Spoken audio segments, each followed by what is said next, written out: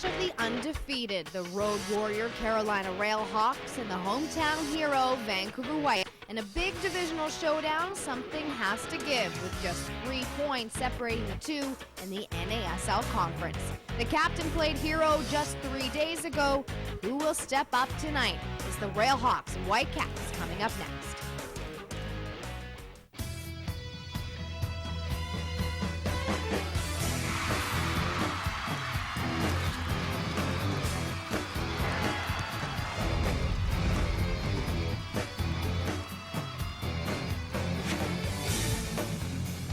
Rain holding off so far for PlayNow.com. Vancouver Whitecaps soccer on Shaw. Good evening, everyone. It'll be a clash tonight of two teams playing very well in their current surroundings. The Railhawks are at the end of a 4-game road trip, and they're currently undefeated this season as the visitors. The Whitecaps, they're undefeated here at Swangard. On top of that, they have yet to allow a goal against in 6 league games. It has really been the combination of the play of keeper Jay Nolly and the way this team right now is playing in front of him. But something has to give, and in all likelihood, one of these two teams will walk away with a blemish on the record.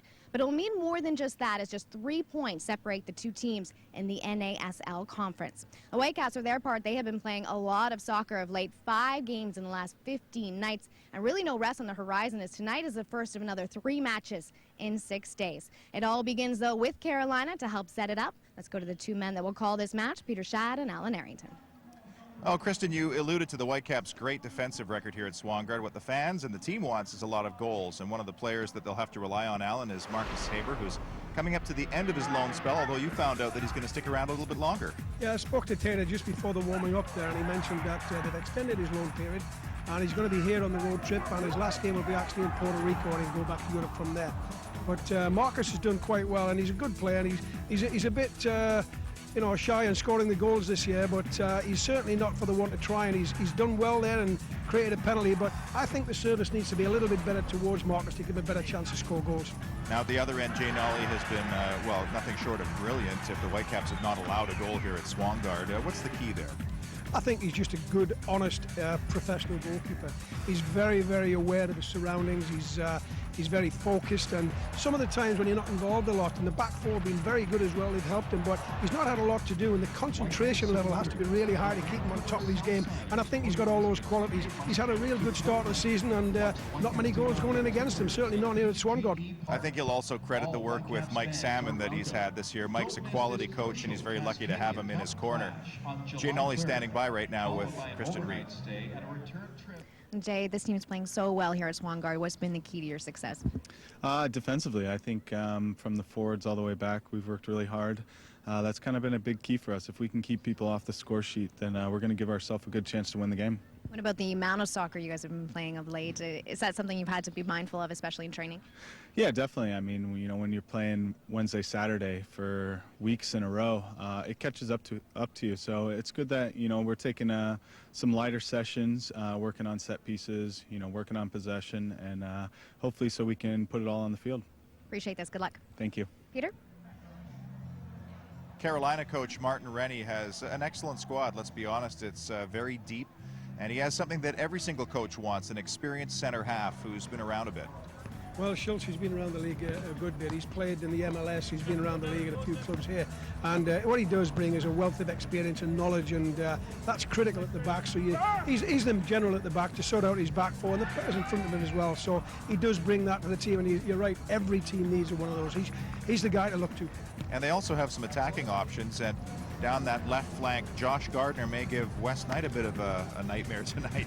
Yeah, Gardner's certainly got some wheels. He's a very quick left-sided player, and look at some good battles between him and West Knight tonight. West Knight's no slouch either. He's fairly quick, but I think he'll have his hands full tonight, and look for Gardner to really get flying down that left side. Well, renewing a playoff rivalry from last year. The Whitecaps won 1-0 here, and then 0-0 in Carolina thanks to a Jay Nolly PK save. Let's see how it unfolds tonight. Kristen? We're just minutes from kickoff in the big divisional showdown between Vancouver and Carolina. It's coming up next on PlayNow.com, Vancouver Whitecaps Soccer on Shaw.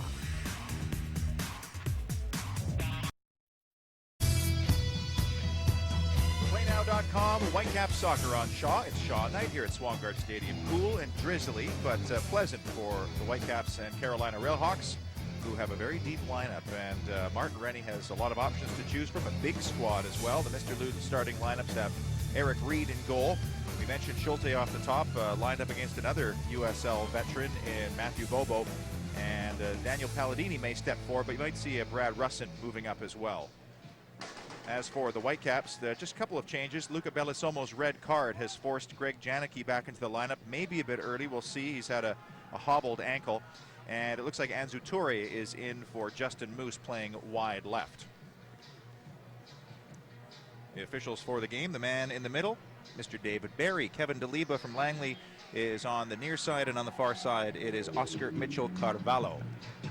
I'm Peter Shad. Alan Arrington, a grandfather again. Congratulations. Yeah, young Andrew will be watching, even though he's only 2 days old, and his big brother James Tasker, who's a soccer player himself, will be watching the game tonight. So hi James, hope things are well for you.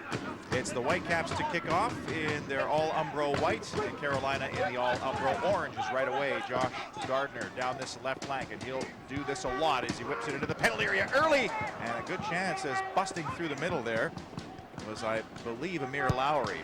So Whitecaps switch possession and switch sides of the field to Anzu Toure in the yellow boots, and the Whitecaps will move up their left flank as Toure sends it forward, looking for Marcus Haber, who will get to this ball first against Schulte. Haber tries to cut to the middle, drew the penalty, of course, against Tampa Bay on Sunday.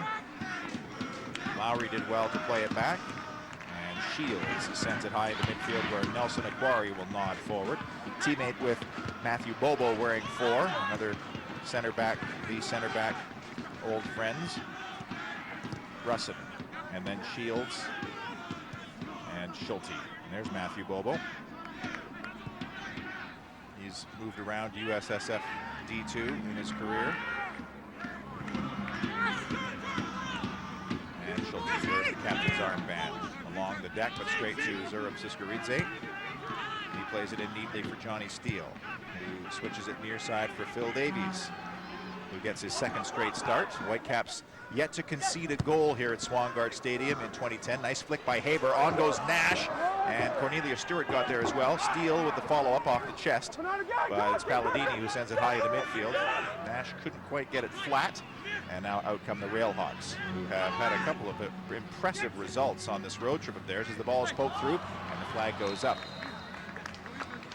Barbara, the man up front, Etienne Barbara, who will have to retreat as Jay Nolly will set the Whitecaps back in motion. Yeah, the Whitecaps back forward, just pushing up a little bit. They're not really playing the offside trap, but pushing out, keeping everything compact, and that's a byproduct of doing that as you get the odd offside, and certainly was just a half yard offside. Good start to the game by both teams, and fairly good pace and lively. And look at Marcus Haber again. We mentioned it before the game, but he's deceivingly quick for a big man. He doesn't really look quick, but he gets past people. He just goes past them. So look for him to take people on tonight. Lowry for Palladini, and then wide, and again the flag goes up.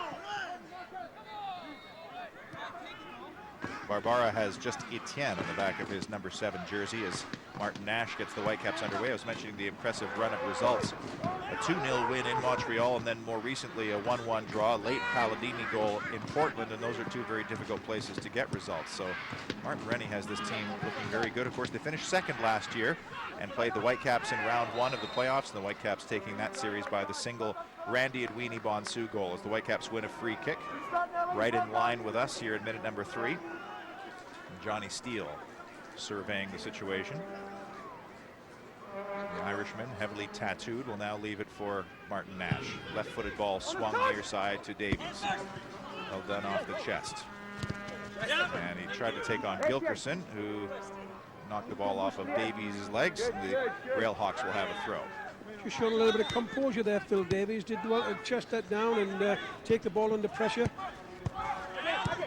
Gilkerson, nice little give and go with Lowry. And that ball is given away to Nash. And now Janicki, who's back in the lineup. No bandage on his head this time around, as Anzu Toure, who's tucked into the middle of the park, spreads it wide for Zurab Siskaridze. Left-footed ball along the ground, finds Haber onside, edge of the box.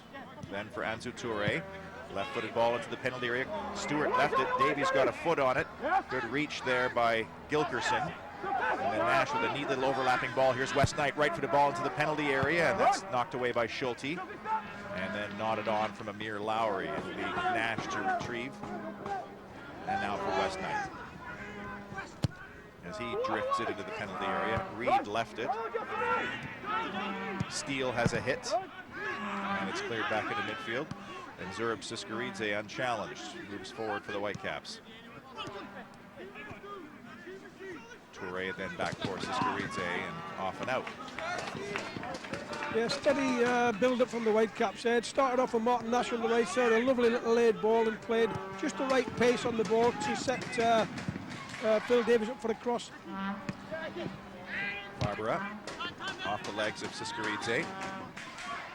Watson. And the ball is off and out. Mark Watson will have it inside Whitecap territory. Back to Russin. UCLA co-captain. Very good soccer program there in California. As Gilkerson. Lowry, who's a central figure for Martin Rennie's squad. And back it goes to the last man, Matthew Bobo.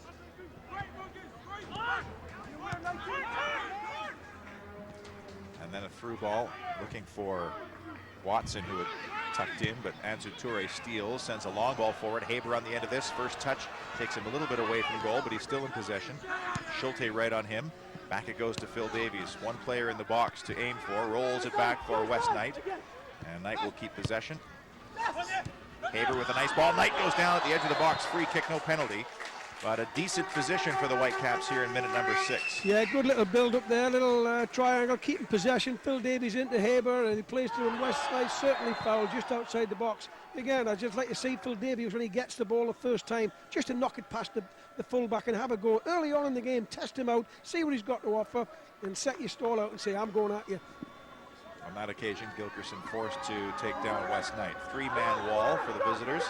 Zurab Siskaridze, who has a hammer of a left foot.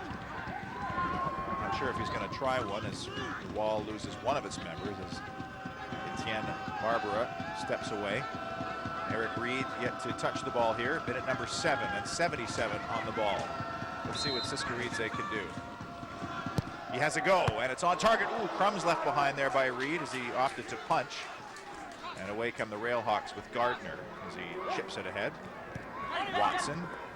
And then back for Gardner and inside for Watson once again. Chipped forward. Nash was there. And Davies knocks it out last into the feet of Whitecaps manager, Tater Torderson, who seems to have a really great rapport with his assistants, Colin Miller and Mike Salmon, who's up top here communicating back down to the bench. Yeah, Colin Miller with the earpiece in there. I thought he had Radio 1 on there for a while, but talking to Mike Salmon and getting an aerial view, which is very important to see that view from the top. And Mike Salmon will be sending down information whether there's different spaces between the fronts and the backs and the midfield and stuff like that. But it's very worthwhile to do that sort of stuff. And you used to do that for Tony Waiters at Empire Stadium? Way back, sit right on top of Empire Stadium and get the old phone messages down, and it's amazing that the view you get from up there is much different to when you're sitting on the sidelines, and it's more like a chess game, and you can see which, you know, the shapes right for the team and get that information down to the sidelines. It's done all over the world now. Technology has taken its place in the game. Whitecaps win a throw deep, and this is West Knight territory as he asks for a dry and clean new ball as he retreats to the running track here. We've seen goals scored from this position many times for the Whitecaps. Let's see if West Knight can set up another one here as he hurls it in. Minute number 8. Cornelius Stewart flicks it backwards. Johnny Steele touches down. Mark Nash has a rip, and it flies into the south side. Left-footed strike from Martin Nash. The fans like the idea. About 2 yards over the top. That's a good build-up. It's a great throw-in, obviously, and challenging on the ball. I think it was Cornelius Stewart getting the first challenge in there. It actually comes off him. Great setup as Johnny Steele setting it up. And that's not a bad effort from Martin Nash. Needs to get his head down a bit, keep it low, but certainly worth a pop from there, isn't it? Mark Nash coming off the goal from the PK against Tampa Bay in first half stoppage time Sunday. Ball nodded head. Bobo had trouble with it. Stewart takes it away, keeps his feet. Cornelius Stewart spreads it near side Phil Davies, and here comes West Knight overlapping. Davies waits for Knight, cuts inside, left-footed ball towards the goalkeeper, and a good run by Johnny Steele. It just bounced ahead of the Irishman, and Eric Reed will have possession for Carolina. Well, that's better from young Phil Davies there. He's took the initiative. He's let West Knight take the runner and tucked inside, and it's not a bad little ball in that with his left foot. Whitecaps will get possession back as Etienne Barbara And his teammate Josh Gardner had some discussion about who should have been where in that last attack. Haber stretched for it but couldn't get it, and Bobo will roll it back to his goalkeeper. And Bobo from Des Moines, Iowa. I seem to recall he broke Whitecaps' hearts in a USL semifinal some years ago, and I believe it was Milwaukee, if I'm not mistaken. He's been around the park the odd time. Matthew Bobo is Nash. Plays it wide for Siskaridze. And the Georgian, watched by Watson, down the line for Toure. Then another through ball, and away goes Haber down that left channel once again. Keeps possession. Maybe trying to win a throw in deep here. Carolina will come away with it as Shields knocked it away, and actually they win a free kick, unless the ball went out. That is a free kick. Marcus Haber just trying to hold the ball up. They get a bit of support there, and it's a difficult one. He's facing away from the goal, and players just holding him in there, and he's trying to come out there, and a little bit over anxious, exuberant, and give a free kick away. Jay Nolly outside his penalty area, all the way to his opposite number, Eric Reed, who had some time with, we remember, California Victory in their very ill-fated incarnation in the second tier of North American soccer at Kezar Stadium. But he got his opportunity, and now here he is as the regular starter with Nicholas Platter as his backup, as Davies to the feet of Stewart. Two youngsters, both residency grads. On goes Stewart, and unfortunately just rolled off him, and it'll be a goal kick to our right. Yeah, Cornelius Stewart there really trying to take him on. I think he needs to play off Phil Davies there and look to get it back and create a bit more space. Play it and go, let the ball do the work for you. Reed's a stocky goalkeeper, and certainly a brave one at that. Out of Mission Viejo, California. Second year with the Railhawks. We actually trained in Mission Viejo with the Olympic team many years ago when Brad Friedel was playing against us for the US, and it was a fantastic facility. I think it was the start of the USA National Training Center. That was just a beautiful place to train. Brad Friedel, now of Aston Villa, and retired from the international scene, but I'm sure he'll be watching his teammates, and a good crop of goalkeepers, it seems, always for the U.S. heading into the World Cup on Friday, and the big game with England on Saturday as Watson chips it past Palladini on the follow-up. Aquari nods it into midfield. Toure just couldn't keep it in. The flag's up on the far side, and it'll be a Carolina throw.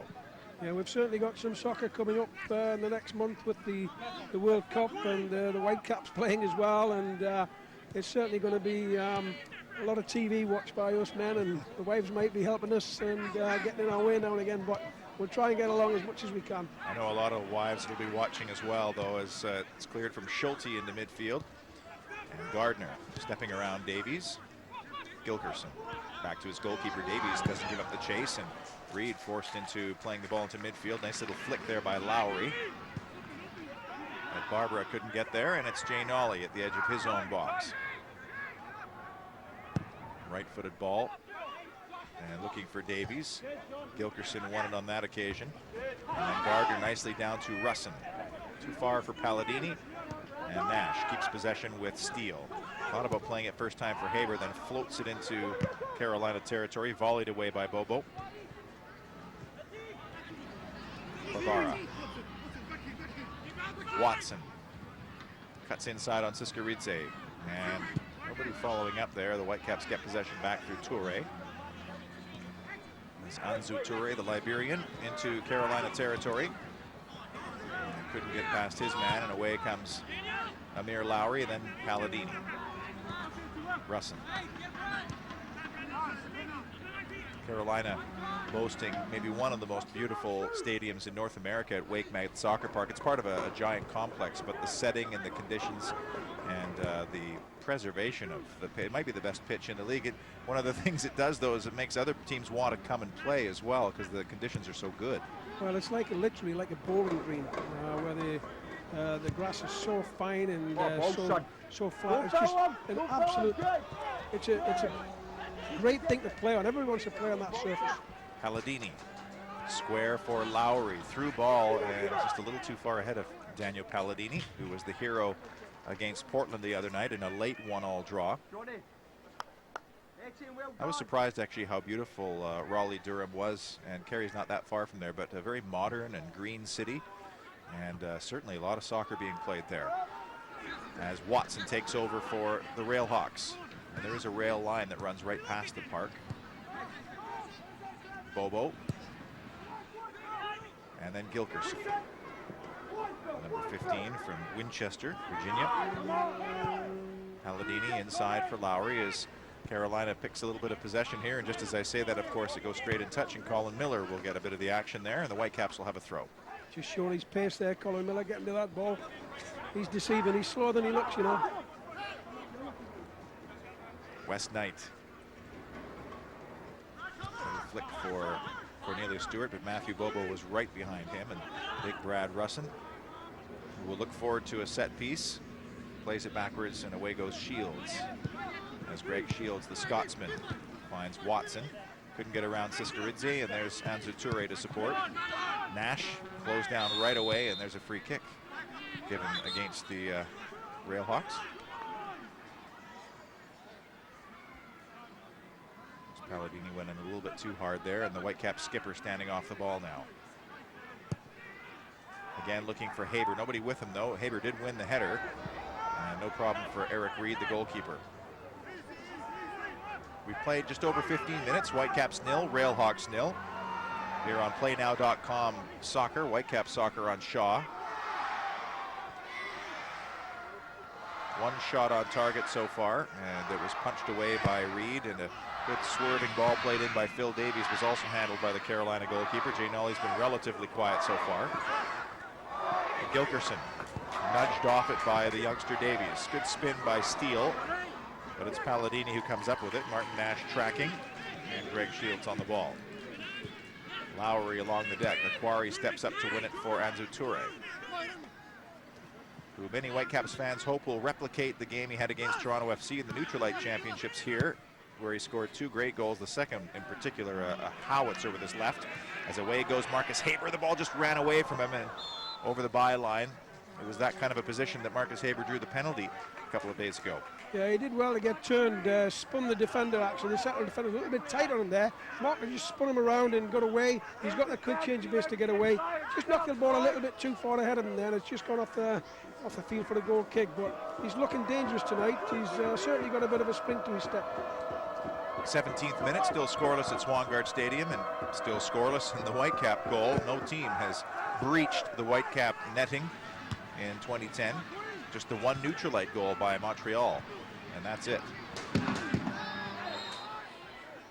down goes Josh Gardner, and so the Whitecaps will have to retreat. Carolina will have a free kick just outside the circle in Whitecap territory. And it's Palladini standing off of it. Whitecaps holding the line just outside the 18-yard box, leaving enough space in behind there for Jay Nolly to come if the ball's overhitting and into the penalty area. They'll drop a little bit as it's kicked, no doubt, but it's good to hold that line. Floated through, Siskaridze knocks it away, and that'll go off for a throw. And it'll be Schulte himself who will take, the big center back who is up for the set piece. He's 20 yards up from the corner flag on the far side. And everybody back in the Whitecaps penalty area. There's no players left upfield. They've literally got 11 players in there to defend this long throw. It's a looping throw. Aquari was first there. Cornelius Stewart did well to knot it down to the feet of Anzu Toure, and now the Whitecaps can push out, and they do flood out. Last man back, Gilkerson. Schulte off the legs of Toure for another Carolina throw.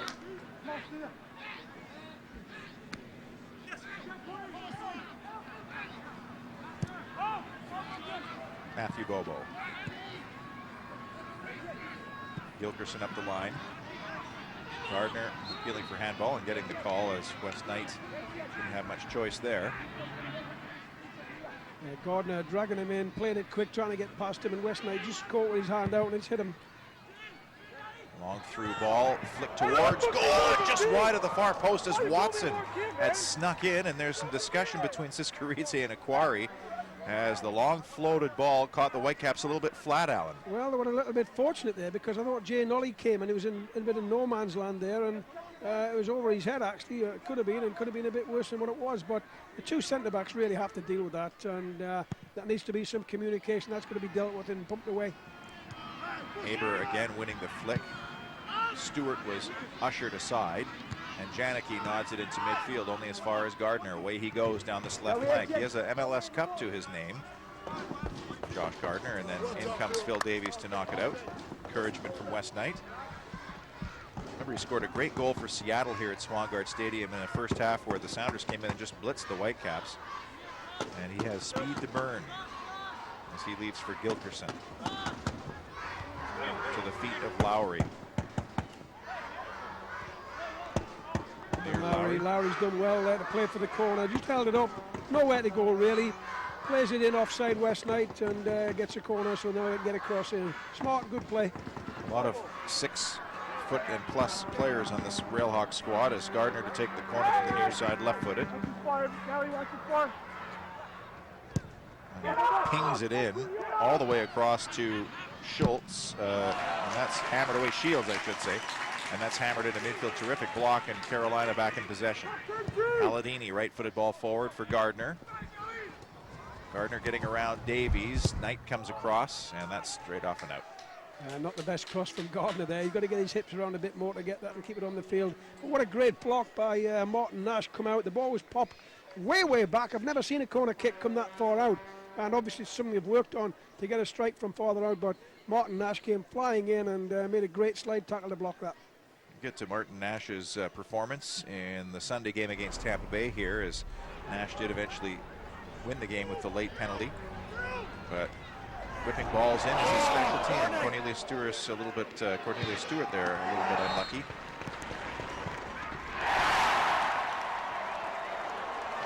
Nash's first of the season. Play continues here with the Whitecaps retreating and Palladini charging forward. Barbara out wide. Lowry playing it right into the feet of Johnny Steele as the big number 25 spreads it right from Washington, D.C. Shields plays it forward, and Watson's going to give up the chase there. Nelson Aquari last man back. Left-footed ball into midfield. Toure with a flick. Ball stays in play, and Bobo will play it back to his goalkeeper. Minute number 22, approaching the midway stage of this first half, still scoreless. Not an unusual scoreline between these two teams. They were 0-0 in Kerry last year during the playoffs. They had a 0-0 here in August of 08. I make that last season. They had a 0-0 game in August. And it's off of Gardner and out. That's off West Knight, and it's a throw to Carolina, and Gardner's on the ball. But Carolina are pushing on a little bit. They're playing with 2 right up front, and they're looking to get the cross ball from the backs, diagonal balls into Gardner, to try and get him exposed against West Knight. It's certainly a tactic they've come in with to use Gardner and use his pace. Palladini gives it right to Nash. Russin was there to flag the ball down in the center circle, and then wide it goes to Shields. Watson, good slide tackle again by Nash. And now Siskaridze. Left-footed ball knocked forward, looking for Stewart, who did well to get possession against Bobo. And the overlapping run from Toure, just couldn't get there in time. And the layoff just a little bit too strong. The weight on the ball a bit heavy from Cornelius Stewart. Good overlapping run there by Toure to try and get on the end of it. But well held by Stewart as well. He was under a lot of pressure there, and he did well to hold the ball up and keep possession. There were some certain eyebrows raised when he was inserted for the first time this season. I think it was the game against Montreal. And he's pretty much been an ever-present since, Cornelius Stewart. St. Vincent and the Grenadines International as Russin. Well, I think that's good for the players to know, though, Peter, that if the coach lets you come in and you do well, you stay there. Even when there's more experienced players coming back to full fitness and ready to play, if you're doing well, you play. And I think all players need that. They need to know there's a chance to play, and the coach is honest and he's up front with it all. That if you play well, you play, no matter who you are, how many games you've played, or how old you are, and that's great to see. And you think with the goal against Rochester that his confidence would have increased. He had a disallowed goal in that game as well. As Gilkerson plays it into Lowry, and then Russin on the deck nicely for Palladini. Gardner wanted it early. Instead, it's looped over to Watson, who's 1v1 with Siskaridze in Whitecaps territory. Siskaridze backing off, got a toe on it. Ball whipped in by Shields, but nobody on the end of that. Gardner may give up the continue the lost cause, does well. And that's where his speed comes in handy as Carolina keeps possession. And again, it's Lowry. They're a good passing team, Carolina, and you can see that the way they've started the game actually. But that's got to be because of where they play and the surface they play on. It's a passing surface in Carolina, and the surface here at Swangard matches that. I think it's in terrific shape, the field, and Carolina have come out and they passed the ball very well tonight. Watson and Toure shaking hands after they're coming together over in the far side. That leads to a Carolina free kick. So this will send Schulte forward. I'm thinking indeed he is in the box. All the big men are forward. Russin is there. Lowry's in the box. So is Matthew Bobo. And the service from the far side will come in from Gardner. Left-footed ball whipped in near post, and Martin Nash is the first man there. Away it goes, and out come the white shirts as Gilkerson sent forward, and Siskaridze, his teammates call him Z, will just watch it leave, and the Whitecaps will get a deep throw in. Well, up to now, Peter, I would say Martin Nash has probably been our best defender. He's had a couple of good blocks. He's closed down very well. He's won some defensive headers. He's done really well defensively, and it's a part of the game when he's a young man. Wasn't his strength, but now he's really become an all-round complete player, and he's defending very well. Nelson Aquari clears into midfield. Haber had his arm up. No foul given there as Russin steals from Stewart. Schulte. That's a foul, isn't it? The referee says play on there. Schulte was knocked over by Stewart, but it's Carolina in possession with Amir Lowry. Shields on the overlap in Whitecap territory now. Along the line it goes for Watson, off and out. And I think the referee might have a word with Stewart here. Not sure if this is good enough for a yellow. Oh, it is good enough for a yellow. Minute number 26, and the first booking of the match goes to Cornelius Stewart after a late challenge on the Carolina skipper. Well, I thought it was a foul at the time, and I did say that, but I think the yellow card's a bit harsh. I don't think there's anything malicious in Cornelius Stewart's challenge there. He's a little bit late. I haven't said that looking at the replay. He has caught him on the foot, but I don't know, maybe you're talking to this stage of the game. Calm it down, son. He's not the type of player, but yeah, I've seen yellow cards given for worse. When you have Mark Schulte land on you, though, I think you end up getting the worst of it, as first booking of the match coming in minute number 26, and Zurab Siskaridze sends a left-footed ball into midfield. Shaping up underneath it is Marcus Haber. That's one of the few times you don't see Marcus winning the header. Nice little touch inside for Lowry, who's involved in virtually everything as he sends it forward, and Gardner tried to keep up with it, but it's off and out for another deep throw on the far side. Well, Carolina's certainly trying to use the width on both sides in the game. They're looking to get both wingers involved, and obviously a tactic they've looked at. I think both teams have scouted each other very well, and they're aware of their strengths and weaknesses. Russin for Gilkerson, who's got a bit of space to work with as Phil Davies tries to close him down. And Bobo sidestepping Stewart. 28th minute now. Still scoreless at Swangard. Reed. Neither goalkeeper is seriously tested so far. Two good teams. And Martin Rennie from Scotland, another manager who's come over and is plying his trade here in North America. And I think it's a good move when you look at Paul Dalgleish and Adrian Heath in Austin to come over here where the scrutiny is a little bit less. To get your feet wet in coaching is probably a good idea, as Gardner steps inside, has a hit, and that's blocked down by Janicki. Marcus Haber with a little flick, but it's Carolina still in possession. Shields. And then the last man, Bobo. It's tough to start your career overseas because the media scrutiny is so much. Well, and I think maybe they're a bit more forgiving over here. The chairman or the board of directors who you've got over there, it's, you know, I think the average lifespan of a manager is 2 years, and I think that's being good to them. Some of them don't last 5 or 6 weeks and they get bumped out, you know. It's a very, very hostile work environment, put it that way. And I think it takes a special person to be involved at that level. Davies to the top of the box. Stewart, good first touch, and the second one not as good as Gilkerson sidesteps Davies. And Rennie has pretty much won wherever he's gone, Martin Rennie. But it's such a nice place to be, you know, to come to America and Canada. It's certainly a change in lifestyle for whoever comes over here. And the level of soccer is actually better than most people in the world are given credit here in North America.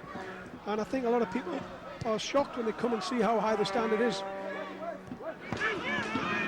We're talking about good athletes in North America, especially. And we've got a pretty good example of that out here. Some very quick I and think big what's players. happening now, Peter, years ago, the best athletes in the US and in Canada used to play hockey, or play football, or play baseball. I played basketball, and now what's happening, the game's grown so much, especially south of the border in the US, that some of the best athletes are choosing soccer first, and that's why you're getting the best players. Haber. Edge of the box. Schulte did very well and then got pushed over by Haber, and the big number 24 called for the foul, and Mark Schulte taking some abuse here in the last couple of minutes. Yeah, he's took a couple of whacks lately, is Big Schulte there, but Marcus Haber closing him down a little bit too tall. He needs to get a bit lower and get his balance right. A little bit too awkward the way he's defended. You know, he used to be a defender, Marcus Haber. He should know better, but he's certainly defended like a forward there. We were talking about the lack of goals from Marcus Haber this year, and you talked about service. How much does he miss having a Charles Beakey up front, though, a player who draws attention away? Well, I think that would maybe help if you had a big man to play off, and it would take a bit of the pressure off him. But looking at them play tonight, I think they play far apart sometimes, and they don't hunt in pairs. And even when the fullbacks get the ball, there's only one player showing instead of two showing. And I think it's just a little bit more difficult to find them when they're on their own, isolated like that. And you know, they need to work off each other a bit. The longer they play together, the two strikers, they get to know each other and they get better with it. But that's not going to be the case, because we've only got Marcus for a few more games and he's going to be off to Europe again. But I think they need to work a little bit closer together to play off each other rather than play as individual strikers. Toure, nice overlapping run by Steele, and he's got Siskaridze wide of him. Johnny Steele lays it off. Siskaridze, left-footed ball in the box. Toure! Anzu Toure with a very clever left-footed flick. Cheeky. And in minute number 31, Anzu Toure has put the Whitecaps in front. Johnny Steele, Zurab Siskaridze, and the finished product from Anzu Toure. And it's the Whitecaps 1 and Carolina 0. Well, it comes from a great cross. Great ball out there by Johnny Steele. Lovely weight on it. Decent crossing, took a double. But look at that cheeky finish. That's a bit of a back heel into the far post. He knew exactly what he was doing there, Anzu Toure. Knew there was a player behind him. What a great goal that is. But look at Siskaridze getting forward and putting a decent cross in. Get the ball wide, get crosses in, goals will come. It was a turnover in the middle third. Johnny Steele pounced on it, and the attack was off. And Johnny Steele with a nice layoff to Siskaridze, and surprisingly it was Anzu Toure flicking ahead of Mark Schulte. So the experienced defender and skipper was fleeced there. Let's get the thoughts of the coach on the goal. He's standing by with Kristen. I saw your reaction. Very happy to see that goal go in. How much does it mean to this team to again get to play with the league? Yeah, absolutely. I must say it's a very good timing on the interview. So yeah, I was very happy to see the goal coming. You know, I think we started very well.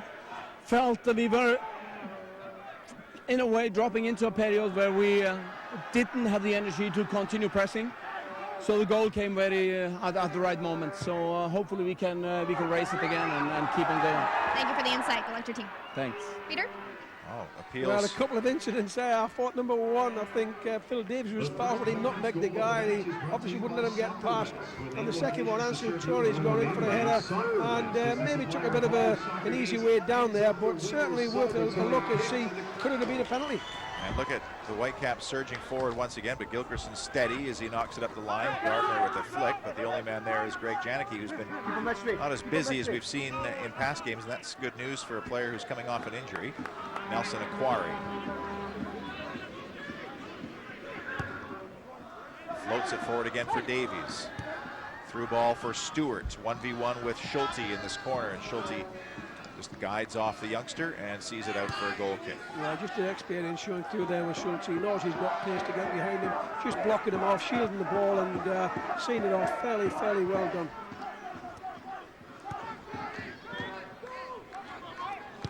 A really nice play by Toure to abandon the wing once Siskaridze made the overlapping run, headed straight for the middle of the goal, and I guess he got in front of the big defender. Well, I think what he's done is made that run inside and created the space for Siskaridze to come into. That's a part of the tactic that I'm sure they've worked on, that he drags the fullback in, leaves that space open for the fullback to overlap, and it lets him get forward. And showing a bit of remorse there for Watson. And speaking of some hard tackles, Luca Bellisomo is on the sidelines. In fact, he's sitting up here with us tonight as he was sent off last game. But a gritty performer.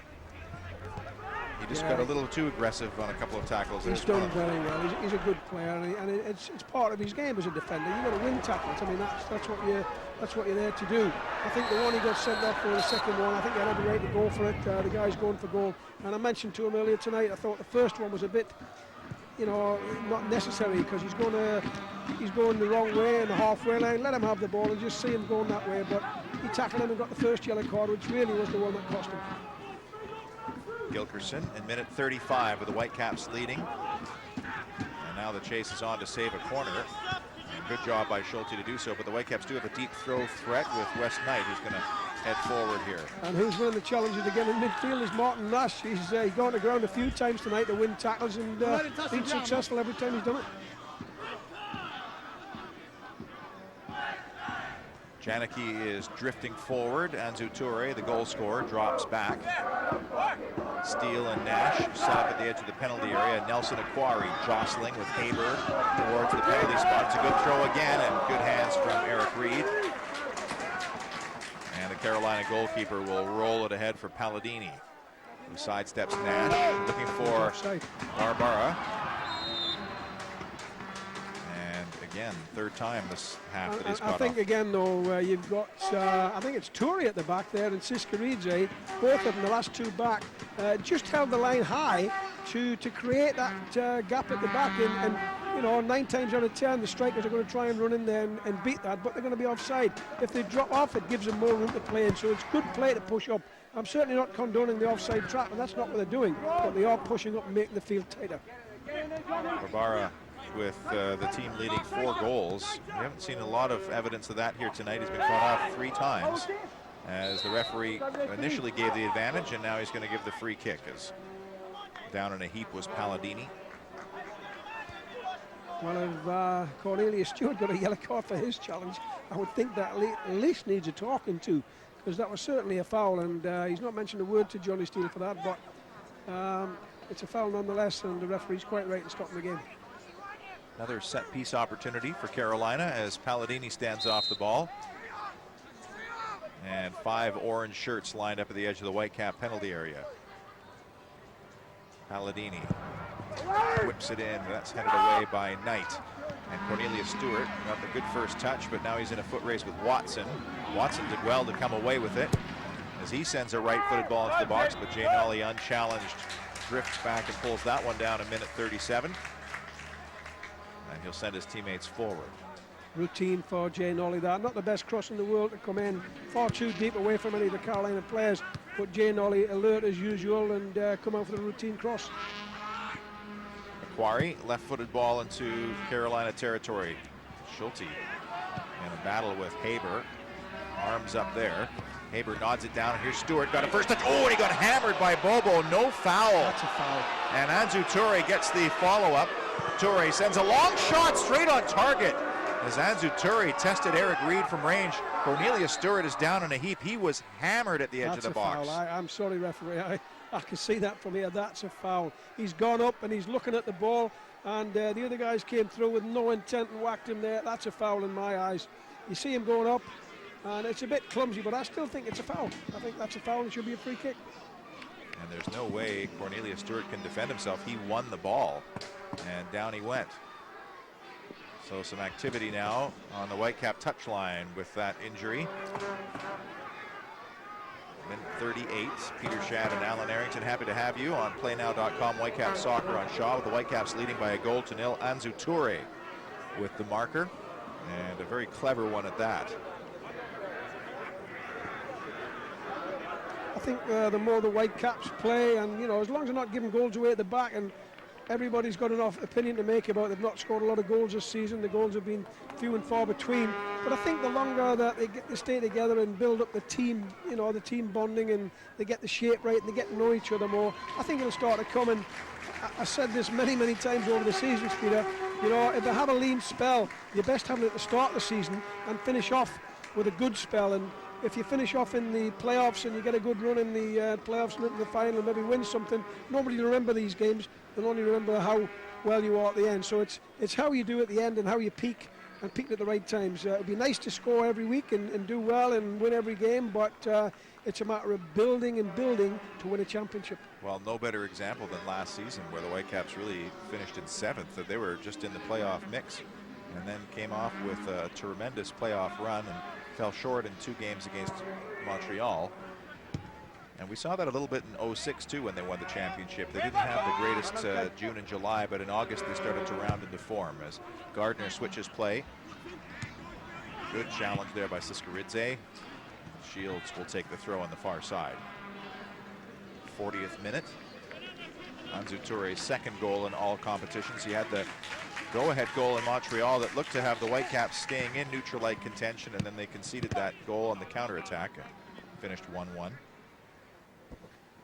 Well, we had the unveiling of the new logo this week, Peter, and from all accounts, everybody seems quite happy with it, and reflects the mountains and the sea and Vancouver. So word on the street, and the general consensus is quite happy with it. Very sharp, very timeless.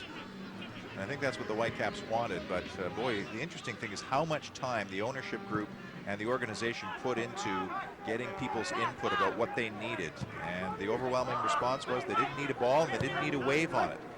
And that's how they arrived at their triple diamond design. As away goes Carolina with Watson off the back of Nash. He wasn't happy with that. Davies went down hard, and Amir Lowry with the strong whistle. And the Whitecaps will have a free kick. The referee's going to have a discussion. He is. Amir Lowry claiming that he got the ball, but in minute 41, number 25 will go into the referee's notebook, the second yellow card. It looked like a foul, but it looked a bit harmless in my eyes. We'll get to see it on the replay maybe. We'll discuss it, but I thought it looked fairly harmless. Here we'll see it again. He's gone in. Nah, it's a foul. He's gone in, feet off the ground. I think he's asking for trouble. He may have got the ball, but when you lift your feet off the ground, you lunge in like that, I think you're asking for a yellow card. I think Mr. Barry might have also been somewhat cautious after the Cornelius Stewart foul. Well, it wasn't a foul. He might have been thinking about that little bit there. Make sure keep a lid on things here in the late stages of the first half as the ball is over the byline. And Big Schultz is having his hands full with Cornelius Stewart, and he's playing him well, and I think Cornelius Stewart's giving him a rough time. He's pushing and trying to get past him. Schultz is blocking him off, and if he's not careful, can be seen as fouling as well, and the referee's going to keep an eye on that. Eric Reed getting the business from the Southsiders here in minute 42.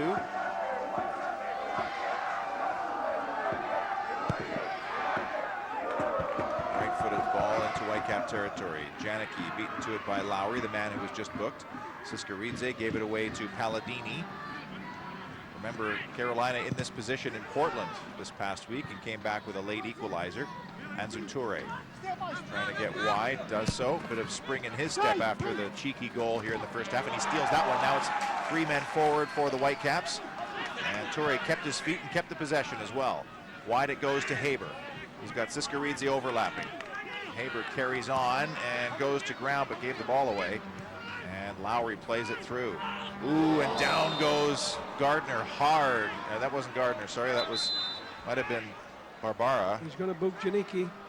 Greg Janicki is going to get booked for that, I believe. It was Palladini who went down, I beg your pardon. Janicki's caught him there. The referee had a long, hard think about that one. He walked over, took his time, made his decision late, and he's booked Greg Janicki for the tackle. A little bit late. 43rd minute for the caution to Greg Janicki. And Palladini still on the turf, but now he gets himself up. So a flurry of cards here in the last few minutes. Yeah, there's been a few cards. Let's hope they don't come back to haunt them later on in the game. You know, one little slip and, you know, a bad challenge or something sloppy. He could be off the field again like Luca was last game. Marcus Haber back to win that header. Top of the box and a full volley. Took a deflection just at the edge of the 6-yard box, but not enough steam on it to trouble Jay Nolly. Well, the Whitecaps a bit fortunate there. He really didn't catch it well, and then it sprung up to the player at the front of the goal. It's headed out. Look, he swipes at it and scuffs the ball really, but even on the little ball played forward, that could have been more dangerous than it was. Jay Nolly actually looked quite calm and relaxed when he took that in. He does bring a calm and influence to the back, Jay Nolly, because he doesn't panic at the back.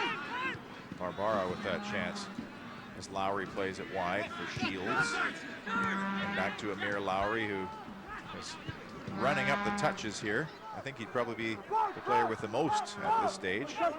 Good understanding with Russin in the middle of the park and this man, Palladini. And Lowry, a little layoff for Palladini. Closed down by 2. Schulte. Left-footed ball swung over to the far side for Watson.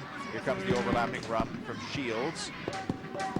Watson tried to play it through, and it's too far and off and out for a Whitecap goal kick to our left.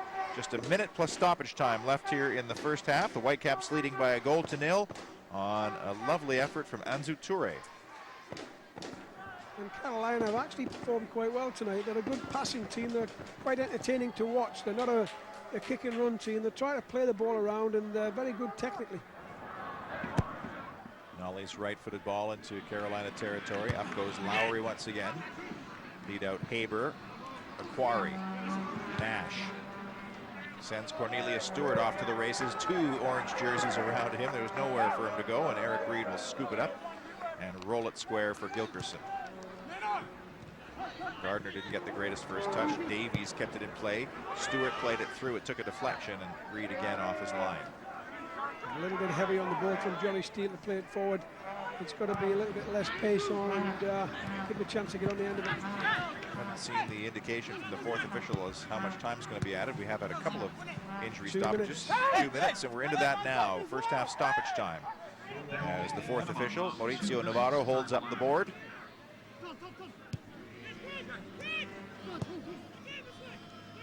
Russin. Schulte. Gilkerson. Davies with pressure. Bobo last man, and back to the goalkeeper. Siskeridze goes down after a tackle. Still no foul there, and wide it goes. Barbara's out wide there, the number 7. Cuts inside on Aquari. Carries on his run, edge of the box. Aquari bundles him over, and the referee has given a penalty here in first half stoppage time. And so the Whitecaps, who had this call go for them against Tampa Bay, have now conceded a penalty. Meanwhile, the referee's now going back to deal with an issue at midfield where Siskeridze is down in a heap.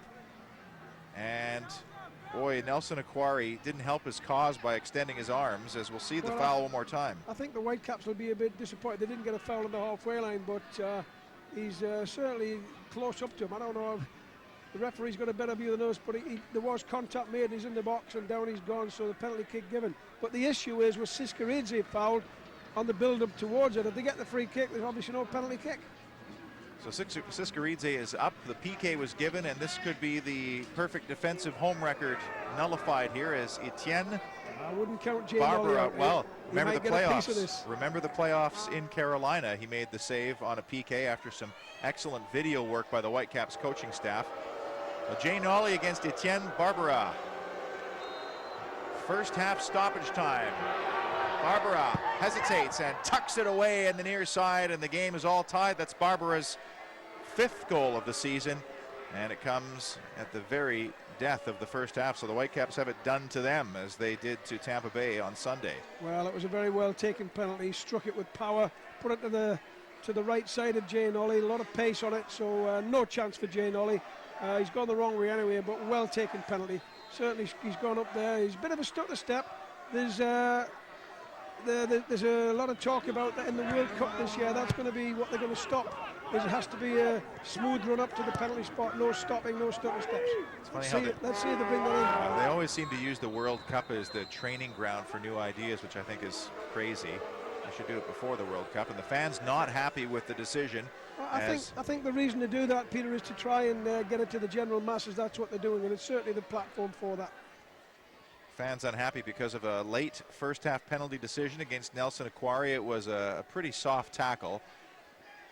Barbara went down, and Tater Torderson is having a go at the referee. He's having a go. He's pointing his finger. He's not a happy camper, Tater Torderson. I think he's got a good argument really, because I thought there was certainly a foul on Siskeridze, and if the foul's given, there's no penalty, and the score's 1-0 at half time. But he's not giving it, and the penalty's gone. Wes Knight is standing by with Christian Reed for our first half interview. That's a difficult way for the first half to end. What did you think of that play? I definitely don't think it was a foul. I think they both were battling for position, and obviously the guy, if he gets knocked in the box, he's going to go down easily. It's all up to the referee's discretion. He was behind it a little bit. you know, and in that situation, I think he's got to leave it to the linesman. But, you know, what can you do? You got to go in the half, regroup, and come out hard. You have to make sure that doesn't become a distraction if that play obviously kind of sets the team off before the end of the first half. Absolutely. It can't be. You know, in any adversity, you got to regroup, refocus, and come back out and strong, and that's what we have to do in the second half. Good luck. Thank you. Thank you. Peter? 6.5 games before a team finally scored on the Whitecaps here at Swangard Stadium. That's not including the Neutralite. And it's 1-1 at the half. PlayNow.com, Whitecaps Soccer on Shaw. We'll have more from Kristen and the crew here at Swangard Stadium in just a moment.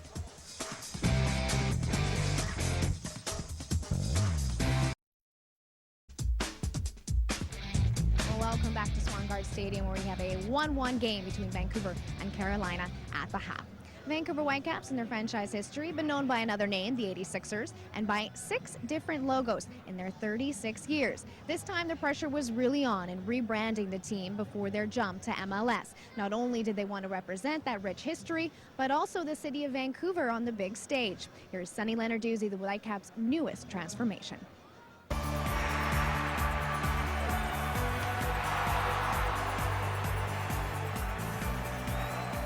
Here we are, on the verge of a new era and a new identity. The Vancouver Whitecaps take another step towards their first season in Major League Soccer as they unveil their new brand. This is the best logo that we've ever had. And President Bob Lenarduzzi has seen them all in his long history with the Caps. Been involved with the club for a number of years, go back to 1974 as a player, coach, and administrator. Again on the left side, though, Lenarduzzi overlapping from his defender's position. At age 23, and it's the club's rich past that culminates in their future identity. The story goes that Denny Veach was driving home to West Vancouver, looked at the water, and there was it was a bit rough, so there were whitecaps on the water. And then he looked up at the mountains, and there were whitecaps on the mountains, and hence the name Whitecaps. Remembering its roots, has the club hoping to repeat history. I thought that I had actually seen the best days of professional soccer when I was a player in the original Whitecaps days, and then played in front of the big crowds at Empire Stadium. In fact, we were the opening game in BC Place in 1983 in front of 60,000 people.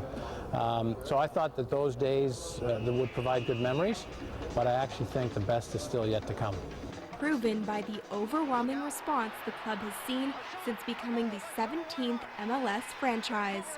We're now at 10,000 season ticket deposits, which is a great number. We're still 9 months away from opening day.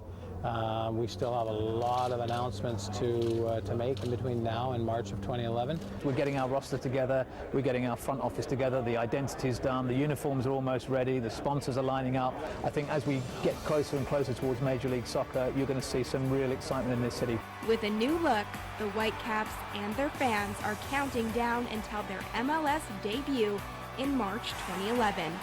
It's going to be proudly worn by our players, it's going to be proudly worn by our staff, and it's going to be proudly worn, I hope, by people across the city. I know I'll wear mine with pride. I'm Sonny Lenarduzzi in Vancouver for Shaw TV. And we'll have plenty more on that new look. We will go one-on-one with CEO Paul Barber coming up next on PlayNow.com, Vancouver Whitecaps Soccer on Shaw.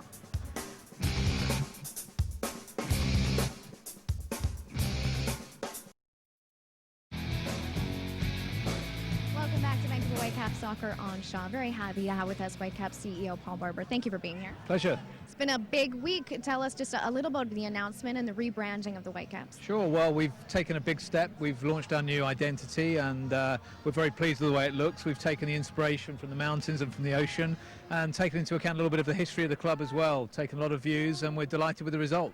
So it's a daunting task to change a logo in a well-established franchise. What's the feedback been like so far? Feedback so far has been phenomenal. Very, very positive. Everyone seems to be excited about what we're doing, and of course we've got another big announcement lined up for tomorrow. Can you give us a little hint about what's going to happen tomorrow? Well, tomorrow we're going to unveil our new uniform for next season. The jersey, which everyone's been waiting to see, will be shown, and we're also going to talk a little bit about our new corporate sponsor, who will be on the front of the shirt. So it's a really big day for the Whitecaps tomorrow. In terms of preparation, what's coming next? Obviously, these were the two big things that everyone was waiting for. But now, what is obviously your fundamental priority? It's all about now the roster. You know, we need to get our roster ready for next season. Major League Soccer's coming. All of these guys out here are playing for their places, and we're looking forward to seeing how they shape up as the rest of the season goes on, but also making sure we're ready for next season as well. Since your arrival, what have you really been struck by when it comes to this franchise? I think there's several things. The history of the club, the brand name. You know, when I left England to come here, no one in England asked me who the Vancouver Whitecaps were. They knew. You know, there's so much history with the game here. And I think the enthusiasm of the people in the city for soccer is fantastic. And we've got little kids playing all over the city. And as you can see tonight, you know, a great turnout, even though there's a big hockey game on.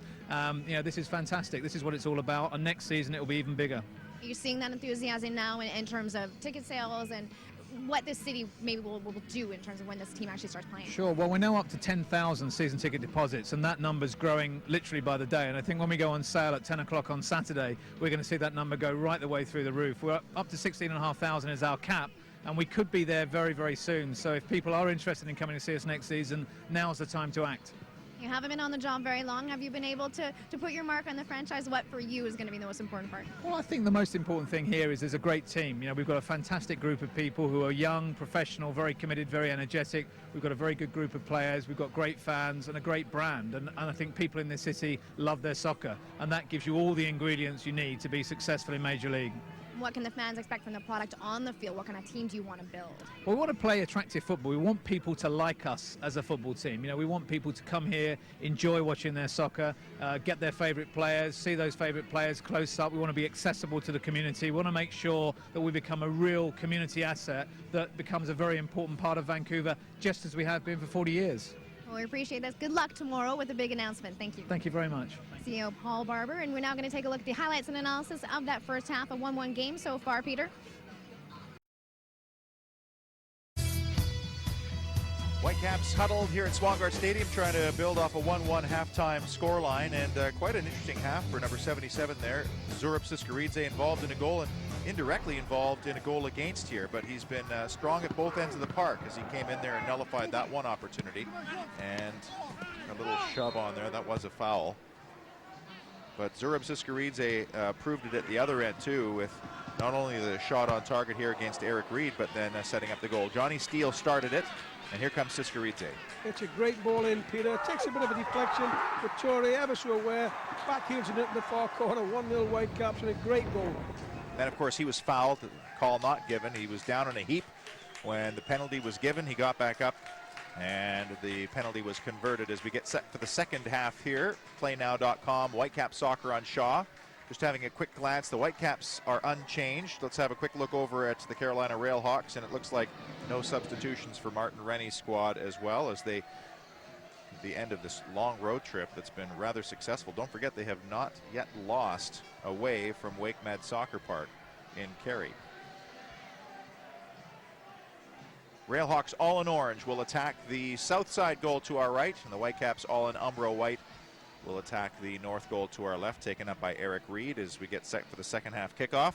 David Barry is the man in the middle, under a lot of scrutiny here at the end of the first half. It's funny sometimes, though, Alan, how things even out in the decisions department. Well, they will, and there's been a few yellow cards dished out in the first half. I just wonder if that'll have some effect as the game goes on, and people are getting tired. There may be the odd clumsy challenge. Wes Knight with his first touch of the second half for Phil Davies, who seems to get more strong and more confident as every minute ticks by. Marcus Haber called for a foul deep in Railhawk territory, and he'll retreat. The Railhawks get on with it. Shields, born in Scotland. I believe played Dunfermline, if I'm not mistaken, as the ball is nodded into midfield. Johnny Steele down, but that's taken away by the goal scorer, Barbara. If I'm not mistaken, Colin Miller played a stint at Dunfermline, and his trips when he was over in Scotland, played for a few clubs over there, as well as managed at Hampton Academicals. Colin's very excited because his beloved Rangers have new ownership coming in from Australia as the ball rolls off and out. Barbara drew the penalty as well as converted it. You don't see that too often. Sometimes you'll see the player who draws the penalty and leave it for somebody else. As Shields throws in for Palladini. Janicki Gave it away to Barbara. Gilkerson nods forward. Janicki nods down. Amir Lowry touches down for Palladini.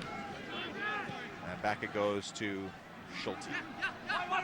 Carolina skipper picks out Lowry through a maze of white shirts. Shields right-footed ball looking for the feet of Barbara. Little chip through as Watson carries on his run. Lowry carries on his run, and a swerving right-footed shot that just eludes Jay Nolly's goal and is off and out for a goal kick. Well, I don't know whether it was a shot or a cross. I would think it would maybe have been a cross he's trying to play in there, but over it goes for the goal kick. I thought Aquari lost him for a little bit there, let him get the wrong side of him to get that ball in the box. Amir Lowry is pushing for man of the match honors for me for Carolina. How about for the Whitecaps, Alan? You mentioned Martin Nash earlier on. Siskaridze has been involved. Yeah, Nash has done well, very well defensively. But through the game, I thought Phil Davies has had a good start, had a good first half. You know, I'd still again like to see him take people on a bit more and get him down to the byline and get a cross in from there. But he looks confident, and I think he's getting better and better as he gets more minutes and gets a bit more confidence. Well, you heard Paul Barber talking to Kristen at halftime about the next big priority being the roster and getting players that'll be MLS ready as the flag goes up on Carolina. And he also announced that the Whitecaps will be unveiling their jerseys tomorrow and their big shirt sponsor, which is a huge deal and then can attract millions upon millions of dollars for a club. So it's a big day tomorrow morning for the Whitecaps. And that announcement, I believe, coming at 10 o'clock downtown. Well, I think it's the way things are going now. Everybody has a shirt sponsor on the jersey. The Whitecaps for many years have had the Whitecaps on the jersey, and I think it was Vancouver on the away jerseys. And now we'll see the shirt sponsor on, and they'll fall in line with everybody else in the world, I guess. Watson couldn't reach it. It's off and out. And Zurab Siskaridze. Down the line it goes for Cornelius Stewart. Matthew Bobo in behind him, straight up in the air. Rains held off here for the most part as Amir Lowry touches down for Watson. Gave it away to Siskaridze. Steele. This UN team of the Whitecaps, a Georgian, a Liberian, and an Irishman, all within striking distance. And it's the Georgian who will throw in here. Knocked away by Shields. This touchdown from Johnny Steele, who's also gained a little bit of confidence after having some niggly injuries to start the season off. Through ball from Lowry. Good run from Palladini. Good move too. That's Gardner, I beg your pardon, who's down at the edge of the box. Very similar hairstyles between Gardner and Palladini. Number 6 on that occasion thwarted back as Haber tries to chase down that ball, but it's a lost cause and a Carolina throw. It's a difficult ball for Marcus Haber to try and get on the end of that one. Never going to get there. But Gardner with a good chance for Carolina there getting forward. He was almost past the last man, and good defending in the end. I think it was West Knight who'd come across the cover and diffused the situation. Bobo for Gilkerson. Little touch into Russin. Johnny Steele couldn't catch up with that. Shields, Palladini, Lowry. Barbara. Wide for Watson. Now that they have the 1-1, Carolina looking to grab all 3 points here at Swangard Stadium, having scored the first goal against the Whitecaps here at Swangard in 2010. Schulte, square for Russin. Long switch. And it's Gardner underneath it. First touch did well, got past Knight. Gardner has a hit. Nolly with the save, and the rebound was cleared from in front. It'll be a corner for Carolina, but that was a real danger here in minute 51. Well, I think Gardner's shown his qualities here. He takes it down really well, and he gets past West Knight there, and he's gone. He's off to the races there. There's no catching him. Good strike and a good save by Jay Nolly, and a quarry there to tidy up and knock it off for a corner kick. But again, a good firm hand and good positioning from Jay Nolly. Left behind a couple of crumbs there to Jay Nolly, but goal not yet breached, and now a corner from the far side, and it is Gardner who comes short to Watson. Back to Gardner. Left-footed ball looped into the penalty area. Russin up, but knocked away by Siskaridze, and off and out for a throw. Well, they seem very well organised, Carolina. You know, a little short corner there, back in. They've got players lining up for the ball at the back. Obviously, they've worked very hard on the set plays. But they just look well organised all over the field. They're a better side than I thought they'd be coming in. And it's going to be Schulte with a long throw. About 17 yards up from the corner flag to our right as he hurls it into the box. And that's off a Carolina head and out for a Whitecap goal kick. Minute number 52, Peter Shadd and Alan Arrington here at Swangard Stadium. PlayNow.com, Whitecap Soccer on Shaw, the last season of soccer here at Swangard Stadium. Just saw a couple of the new logos coming up in hats here as they have a merchandise booth behind us in the concourse selling the new logo. Nolly with a right-footed ball into Carolina territory. A little flick from Haber. And then it's Cornelius Stewart on the chase. Shields straight up in the air. Steele underneath it. Toure couldn't quite get a hold of it, and away comes Carolina once again through Watson. Again, it ran just past him. Pretty impressive, too. 10,000 season tickets already, Alan, and they go on sale once again on Saturday morning, and trying to cap it at 16.5. Well, I think what's going to happen is similar to what happened with the old NASL days when the Whitecaps took fire in '79. I think it's going to be the place to be, and it's going to be a happening. Not just a soccer game, it's going to be the place to be and the place to be seen. And I think if people don't get their season tickets quickly, they're going to miss out on an opportunity. And, you know, in the end, I think when the Whitecaps do get established in the MLS, I think they'll be one of the best clubs in the league. There's no doubt about that. And I think season tickets are going to be like gold. You're going to have them left in your will. So if you get them now, you've got a good chance to get them for a long, long time. If you don't get them, you might have to watch it on TV. Martin Nash's free kick not exactly gold by his standards there a moment ago. And Carolina will have the throw as Martin Rennie standing off the ball. Peter, I think what will also happen in the MLS, when you look at what's happened in Toronto with the crowd getting behind it and the noise they make and the enjoyment of the game, it's getting more like Europe. That's happened as well in Seattle. And when I watch the MLS on TV, you hear it in many other grounds around the US. I think Vancouver is going to be as good as Toronto, if not, and probably better than Toronto with the atmosphere they'll provide. And it's just exciting times ahead, and you know, everybody wants to be part of it. Johnny Steele from Martin Nash pokes it through. Stewart did well to keep his feet and keep possession as well. Nash spreads it for Davies. Overlapping is West Knight. Phil Davies thought about crossing it. Now he does send it in. Flick backwards by Schulte, and the Whitecaps will have their first corner of the match here in minute 54. That's a great little build up there, and it's a great ball in. Is it West Knight with the ball in? It looks like it's Phil Davies making the overlap. Gives a little bit more time on the ball. He looks up. He's got time and space, not too much. It's a great ball in and a good defensive clearance because number 12, Johnny Steele, was right there on the end of that if it hadn't been cleared. Martin Nash with the corner from the near side. Whitecaps first of the game. And he drills it towards the back post. Siscaridze touches down. Nelson Aquari was there and he swung at it. It's off and out for a corner on the opposite side now, and I wonder if Nash will go over if Phil Davies might take it. I think it's Nash going over. I think it's Nash again, and what a great delivery with his right foot. And can he do the same with his left foot? I think he can, Martin Nash. He's very good with both feet. But that's a good delivery, good challenge there, and very dangerous. This will be a right-footed outswinging delivery now from Nash, the Whitecaps skipper. One arm up, drills it into the box, straight up in the air from Lowry. Janicki touches down, knocked away only as far as Davies. Then Toure, who had to chase to get up to it.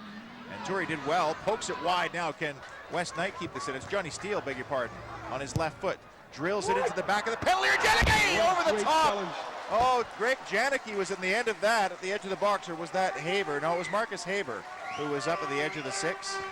And it's over the goal and out as Haber. What a great ball in from Johnny Steele. He gets wide here on his left foot, and it's a great delivery in there. And I think it is Marcus Haber coming in late at the back there.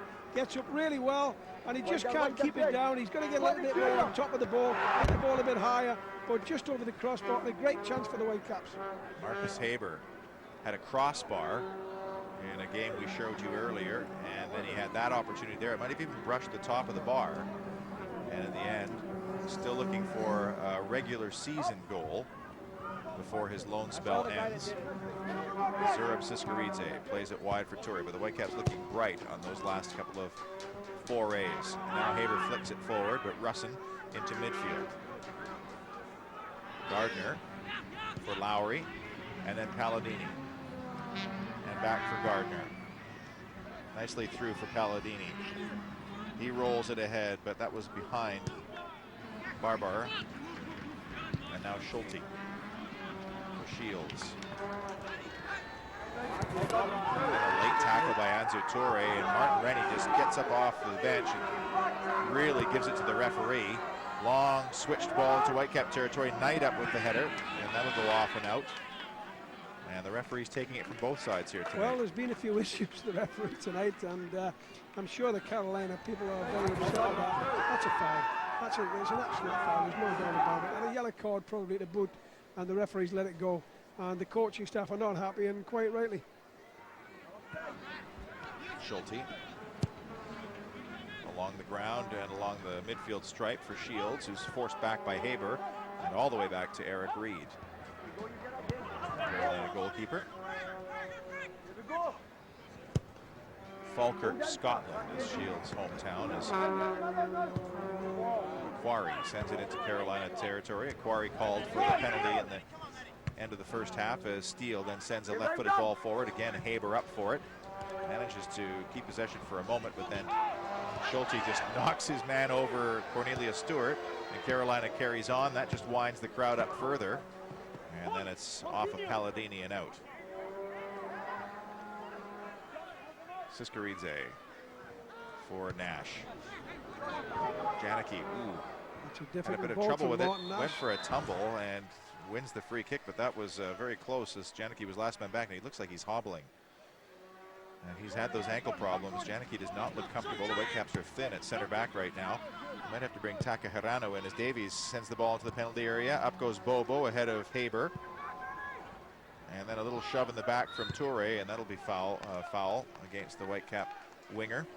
How can you call that a foul and not the one he's just done before that? I think that's where referees have the inconsistencies. It certainly is a foul that he's pushed him, but he got away with one answer, Toure there. He could have been yellow carded for that tackle earlier on and not even a foul given. David Perry, the man in the middle. Bob Sawtell taking notes to our left in the press box as Shields for Lowry, then back for Shields and off of the legs of Steele and out. Steele's been more involved in this game tonight than he was against Tampa Bay. He's been a bit more mobile tonight and on the ball a bit more, and certainly had a bit of an impact, more so than the games in the past. Approaching the hour mark here at Swangard, and Carolina in possession. Bobo, Gilkerson,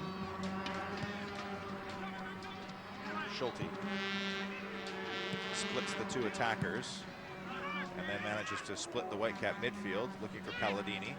Lowry closed down by Nash, good tackle. Marcus Haber for Anzu Toure, the Whitecap goal scorer, through ball looking for Stewart. Bobo read that well. And the Carolina number 4 cleans up for Lowry once again, and then another through ball for Palladini. Spreads it wide left for Gardner. Josh Gardner with Gilkerson overlapping. Through ball looking for Barbara, but that's scooped up by Jay Nolly. And the Whitecap keeper plays it to the feet of West Knight. Again, forward for Haber. Does well to keep possession. Nash will switch. Sends Shields backpedaling, and he'll knock it into touch for a Whitecap throw. Wonder if either coach is thinking of substitutions. In fact, I do see one in Martin Rennie's technical area, as it looks like they're about to make a change. I think we might see Dudu Toure make an appearance as well. I think he's getting some notes and information from Colin Miller. Elanio seems to be the player that Martin Rennie is bringing in, so he'll be introduced. Ginger-haired fella heading over to the 4th official right now as the ball is rolled back for Janicki. And Nash for Aquari. Along the deck it goes, but his old teammate Matt Bobo sends it back into Whitecap territory. Just a few straight balls out the back for me there with the Quarries playing straight balls up to the strikers. We've seen a few of them tonight, and they're a bit of a difficult ball to deal with coming as a striker. I've always told players to play diagonally out the back. It's a lot easier. You can angle your body and see a bit more of the ball and the player coming at you as well. But straight balls, and if you count them, there's a lot of giveaways by giving balls up front like that, straight balls. Corey Elanio from Ann Arbor, Michigan will replace Watson and line up along this near touchline as Shields sends it into Steele. Sidesteps Lowry, sends it into the left corner where Haber just can't keep it in. Whitecaps have a few options. Takahirano is going through his paces right now. Randy Edwini Bonsu. You mentioned Dudu Toure. Quarry got his head in front of Barbara, and then it's hammered forward by Bobo. West Knight neatly back to his goalkeeper.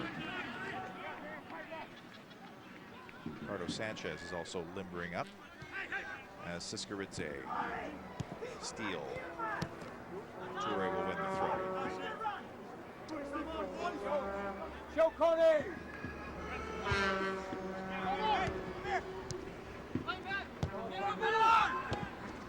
A slide tackle there from Martin Nash.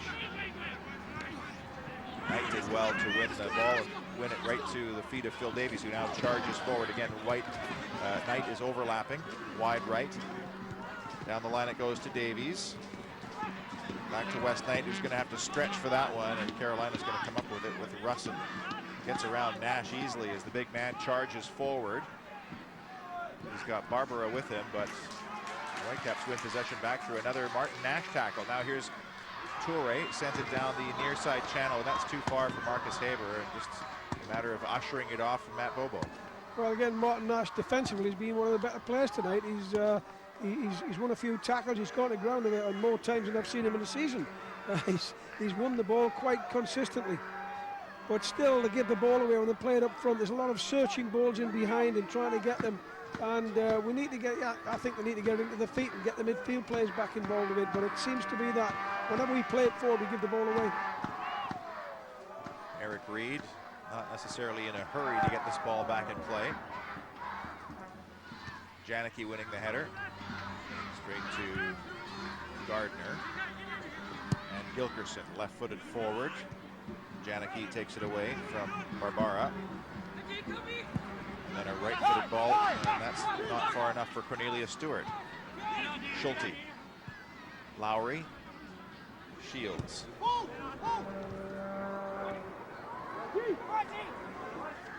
Siskaridze chasing that one back against Elenio. And he did well to at least clear his lines, and it'll be a Carolina throw, and Schulte will probably take this one. No, it won't be. It'll be now Schulte does want to take the long throw. Colin Miller's having a talk with Dudu Toure right now, so we'll see if the young striker might be introduced here. It might be a long talk, that one, if he's trying to understand what Colin Miller's going to say. Schulte back to Bobo. You might see Cornelius Stewart go wide right in place of Phil Davies, and Toure go straight up front as the flag goes up. Elenio, I think, was the man offside. Minute 64, and the team's deadlocked at 1.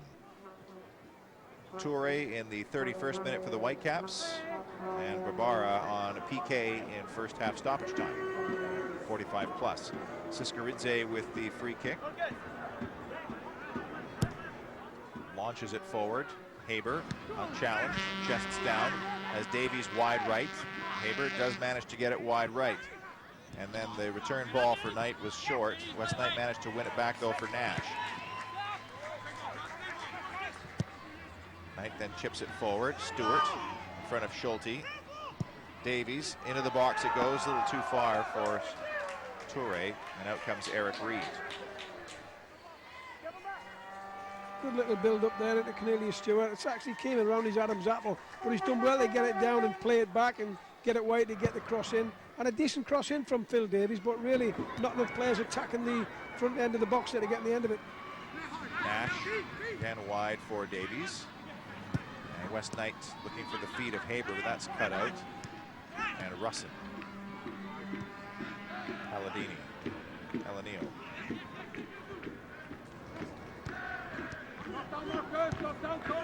Lowry. Shields through ball, and Elenio is way offside. Whitecaps will have another free kick. 66th minute now. Still waiting to see when the Whitecaps make changes. It's a long chat between Miller and Toure inside the Whitecap technical area.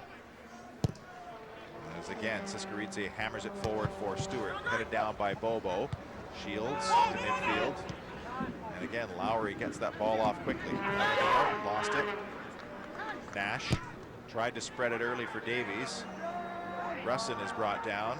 No foul. Knight Davies overlapping his night. Davies elects to come inside for Nash.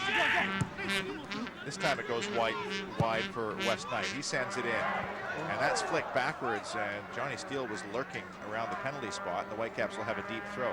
And a decent cross in that. Just flicked on by the centre back. Otherwise, you're right, Johnny Steele was right in behind there for a chance on goal. But a good cross in, and they're building some decent crosses in tonight, the Whitecaps. A lot better than they have in other games this season. The long throw from Siskaridze. He's about 10 yards up, then he goes short for Toure. Back to Zurab Siskaridze. Can he serve up another good cross? Does get it into the box. Headed on by Davies and tipped over by Reed, as Davies' header was a looping one. Not a lot of power behind it, but it forced the Carolina goalkeeper into a save. And well worked from Siskaridze to get across in here. He has to change of pace, and good left foot that. A little bit long in the air really, but it's under the pressure he's under there. It's a good cross. Let's see if that's a mistake here. Sanchez looks like he's about to be introduced for the Whitecaps. Nash with the corner. Sends it in, near post, headed away by Shields. On the end of it is Davies, has a hit, took a deflection. That should be another corner, and it is. It'll come from the near side. Let's see if the Whitecaps make their change first. That's a good strike from young Phil Davies. It's not an easy ball to hit that. It popped out and it's in the air, and he's had to really concentrate and keep his eye on the ball and keep his head down when he strikes it. Nash again towards the back stick. Janicki headed it up, nodded away by Schulte. Whitecaps have possession through Steele, sends it right back in. Stewart in the box goes for a tumble. Aquari's there, hands up all over the place, and there was a push and a free kick for Carolina. Now here come the substitutions. And it's Phil Davies coming out, and there's two players coming on, I believe. You've got Dudu Toure coming on and Sanchez coming on. So it's Ansu Toure coming off, and I think Phil Davies will be the other one coming off. Well, Johnny Steele is coming out. So Steele for Sanchez is a straight center midfielder swap. Dudu Toure goes up front, and then Cornelius Stewart plays wide left. So Davies does manage to keep his spot for the time being anyway, as Ricardo Sanchez comes in. So he has a little bit of set play flair to add if the Whitecaps can get a free kick in and around the box. We saw him score against Rochester that way late in that 2-1 loss, as Nash thumps it forward. And Dudu Toure too, another youngster that has come into the fold and impressed, and you see him getting involved right there, and that was a clumsy challenge. And Toure is down, and I believe Russin's the other man down. It was a clash of heads, and that's not how you want to be introduced to a game. Well, let's hope he's not injured, because that could be the quickest substitution ever. He could be subbed on and subbed off for the sake of a minute, but what a bad challenge that was. They've both gone up for the ball, and I think Toure's caught him on the blind side and got the worst of it, actually. Landed on his back and probably knocked the wind out of himself. That was a hard fall for the youngster, who, I think you're right, Alan. I think it was just a matter of getting the wind knocked out of him. So both players are getting attention. Russin is up. He seems to be okay. Two big men coming together, and Toure flying around right out of the chutes here. Well, number 70. The substitutions they've made, you've certainly got pace up front with Toure. You've got a bit more pace, and you've got pace on the left side with Cornelius Stewart as well. Sanchez will come on and could be critical on set plays. He's a terrific left foot, and he can put the ball wherever he wants. It's amazing when I saw him in Toronto, he overhit quite a few balls, and whether that's with the surface being a bit wet and what have you, but he certainly has the ability to score goals from free kicks. I have to be honest, I didn't know where Mauritania was. I don't even know if I'm saying it right, the African nation. He did spend most of his teen years, though, in Atlanta, Georgia, and was a member of the Whitecaps residency program, and he's up and wandering around again. And let's hope the youngster's okay, because the Whitecaps don't want to have to make another substitution right away. And the interesting thing is that you have two players who have been long-term members of the residency program. You're looking at them right now. Dever Orgill and Randy Edwini Bonsu, who have kind of taken a back seat a little bit with Cornelius Stewart coming in. When you're hot, and again, I said it earlier, that the coach has taken on players who have done the business, and if you get a chance to get on the field, you've got to perform. If you don't perform, then you're not going to be playing. And it's good to see that there's not an established 11 players, and when they're fit, they'll play. It's the best players who are doing well in training, and then the training has to be good, and the whole culture of the club improves because of that philosophy.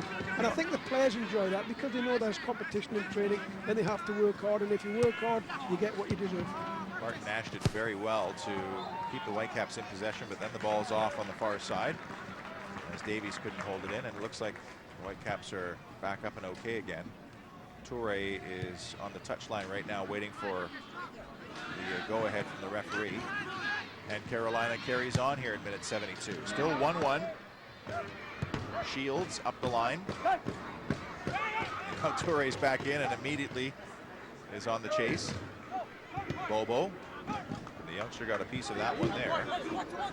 And it rolls straight off and out. It should be a Whitecap throw. I don't think it touched anybody. And Kevin DeLiva sides with the man in orange. And again, I think he's got that one wrong. I think he was looking to the referee to make a decision because he wasn't sure himself. And I think in the end they all got it wrong. great guy, Kevin DeLiva, and very difficult job the referees have. It's pretty easy from up here because it is a lot slower from up here, and you get replays and angles.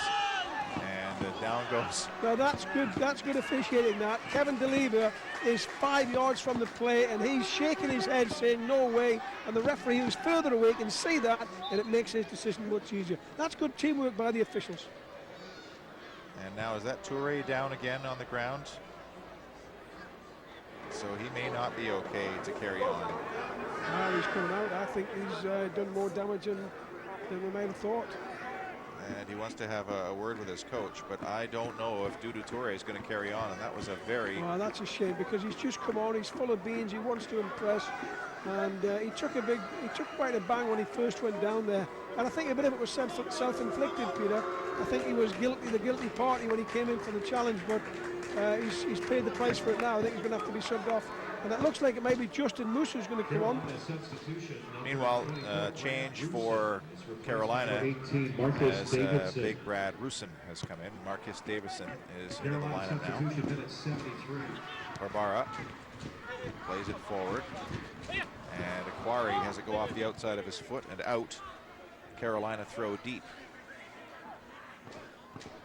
Elenio to leave it. Schulte to take the long one here in minute 74. As the game's kind of slowed down a little bit, Justin Moose now comes in, so Moose will take off Toure, and that's bad news. I shouldn't have said that the team is getting healthy. Whitecaps have some serious goalkeeping issues too. We'll get to that in just a moment as Schulte about to throw in. Palladini whips it into the box. Out comes Nolly. He dropped it for a moment, but managed to recollect there and send the Whitecaps forward. Ricardo Sanchez with his first touch. Sprays it wide, and here's Justin Moose's first touch. Fan favorite here. I think because they like yelling Moose. And look at the space on the far side for Davies. Moose couldn't find Davies, but he did win a foul, and Ricardo Sanchez will get to work here. And the Whitecaps flood forward. Justin Moose had to look over and saw Phil Davies creeping down the right channel and just couldn't reach him, but did draw the foul. Sanchez wants 10 yards. That's not 10 yards. That cannot be 10 yards. And that's what he's asked for, and the referee seems to not be willing to count this out, so Sanchez sends it high towards the back of the box. Haber straight up in the air, and no problem for Gardner, who sends it into midfield, and Justin Moose chasing back for it, and he'll just nod it back to his goalkeeper. Are we going to have a winning goal, or will there be another stalemate between these two teams that have developed a little bit of a rivalry thanks to a playoff series last year? Stewart on the chase. Schulte back to his goalkeeper. And Reed sends it into midfield. Elenio couldn't keep possession. Moose brought down by Shields, and the Whitecaps will win a free kick.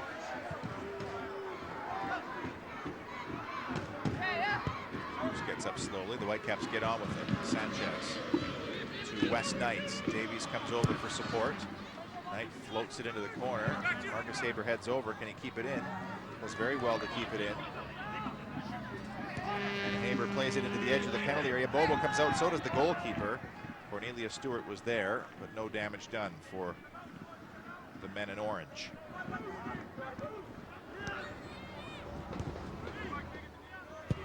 Again, Bobo underneath it, straight up in the air. Up goes Siskaridze. He just let it go.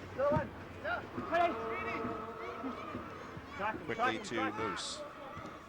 And then overlapping is Siskaridze. Bobo did well to clear his lines. And Martin Nash to take the throw. Looking for Stewart. Again, there's Bobo.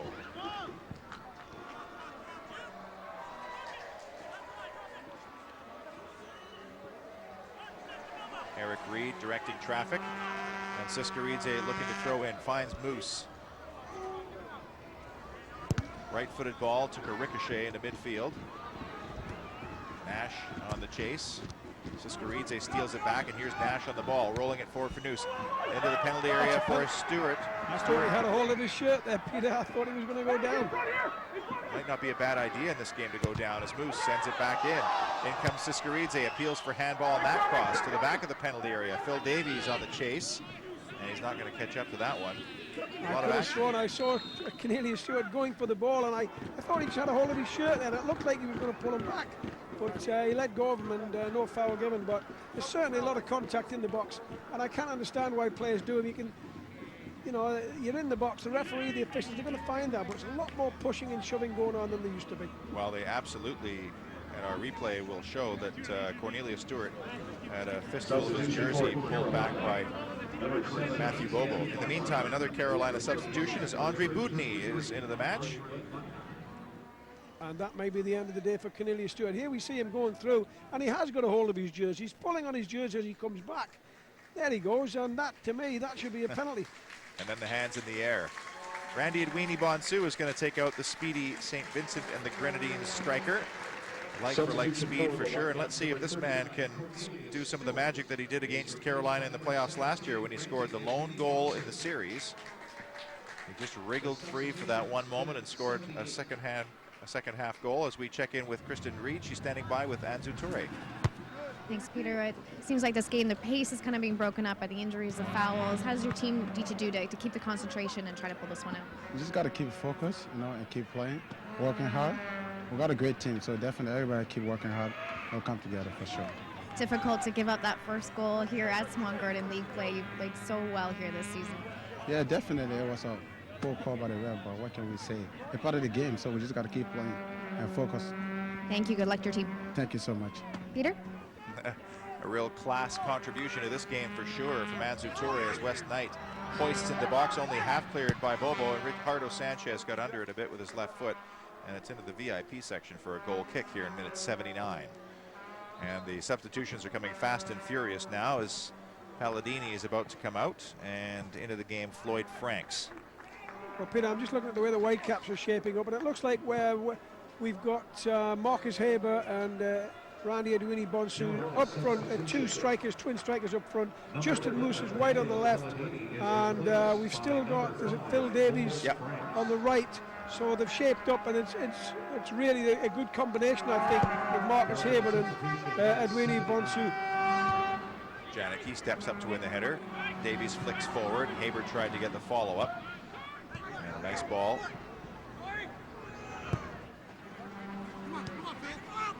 Wide left it goes for Gardner, who sends it to the top of the box. Siskaridze nods down. Sanchez first there and got an important left-footed clearance. And that's into touch on the near side. Shields to take the throw. There's fresh legs everywhere now onto the park. Bobo's gone the distance, as has Shields. In fact, the Carolina back line is still intact. Lowry. Davidson. Through ball looking for Budny. And then into midfield it goes. Shields. Lowry. And just a little too far ahead for Molino. And Siskaridze will play it up the line. Moose helps it on. Schulte and getting shoved over from Haber, and Carolina with a free kick as we click into the final 10 minutes here at Swangard Stadium. And a impatient and not very happy Whitecap crowd. Not happy with the referee for the most part. And it looks like it's going to be Gardner to take this free kick. Josh Gardner, left-footed. Floats it into the Whitecap penalty area. Two players miss it. Appeals for a corner, and it's given. Corner given, and again, the set plays could be critical in the game. And everybody in the Whitecaps half, only the Carolina goalkeeper in their own half of the field, so everybody pushed up, and every Whitecap player back in the 18-yard box to defend against the corner. Floyd Frank standing off the ball with Gardner in the far quadrant. Now he'll leave it to the Carolina number 6, Phil Davies, not quite 10 yards away.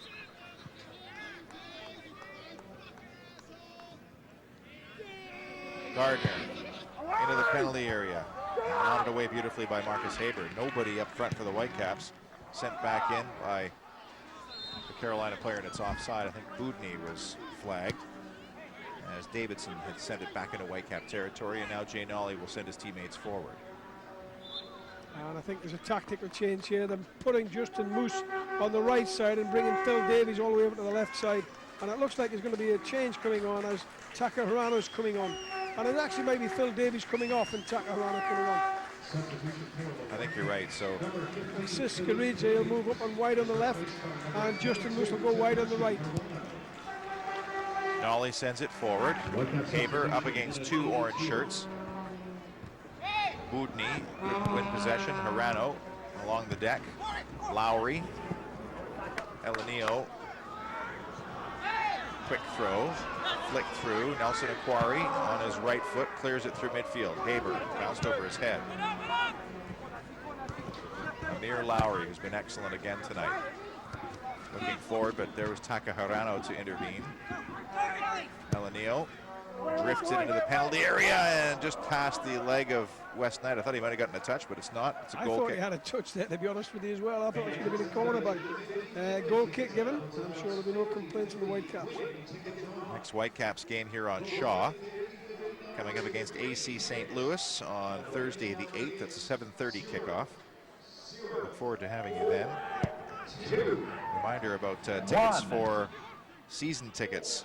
Saturday especially, 280-4400 as you get ready for MLS 2011. Empire Fields and then BC Place. Already 10,000 sold and 16,500 capped. We'll see if the Whitecaps hold to that. The Sounders have been forced to increase that season ticket limit, and so have Toronto FC. Toronto FC's managed to add seating to BMO Field this year as well. Hopefully the Whitecaps will have that same problem as Jay Nolly scoops the ball up in his 18-yard box. Minute 84. Will there be a winner or will there be a stalemate here at Swangard tonight? Well, I think both teams would like to take 3 points tonight, but they seem quite content to just jockey and battle away with each other here. 5 draws in their history as Siskaridze steps forward, and you can hear him yelling at himself after he gave the ball away, and now he's probably going to get a yellow card here. In frustration, he pulled his man back, and Zurab Siskaridze will go into the referee's notebook here in minute number 84. Well, maybe not. Oh, the referee does have his notebook out. They're playing on without the referee, actually. There's been about 4 or 5 passes made there, and the referee excuse me, is blown to stop the game, and he's either just going to have a chat with him or he's going to book him, but he's had a lot of time to think about whether he does book him or not, and the decision is, I think, yes, it is, he's going to book him. Siskaridze was motioning to the far side of the field. I wonder if he was referring to the late first half foul that wasn't given that then led to the penalty. In any event, he goes into the notebook here in minute number 85, and Carolina gets on with it. Number 77, Zurab Siskaridze. Yellow card caution, minute 85. Shields. And Schulte. Gilkerson.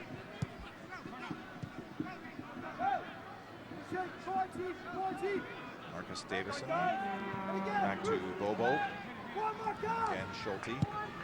5 draws between these two teams in their history.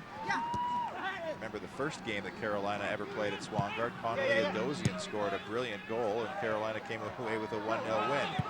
As Sanchez sends it forward looking for Edwini Bonsu, who did a beautiful job to check off his man Bobo, but just couldn't reel in the long ball from Sanchez. There just seems to be 1 or 2 little niggly tackles coming into the game in the later stages there. The referee needs to get on top of that, because if he's not careful, it could get out of hand. Siskaridze has got a little bit of room to maneuver. Defers to Nash down the line for Edwini Bonsu. Fans will want him to take on players. And he got around 1, then 2, but not 3. As it's knocked into midfield from Bobo. West Knight touches down. Forced to turn back, almost gave the ball away. Sanchez does give the ball away. And Elenio will charge forward. Andre Budny was in the channel, and the ball was just a little too far.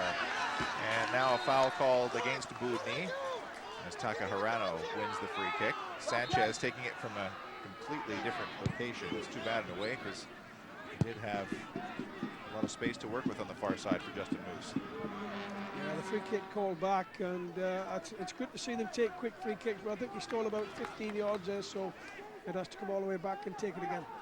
Jay Nolly will take this one, 87th minute.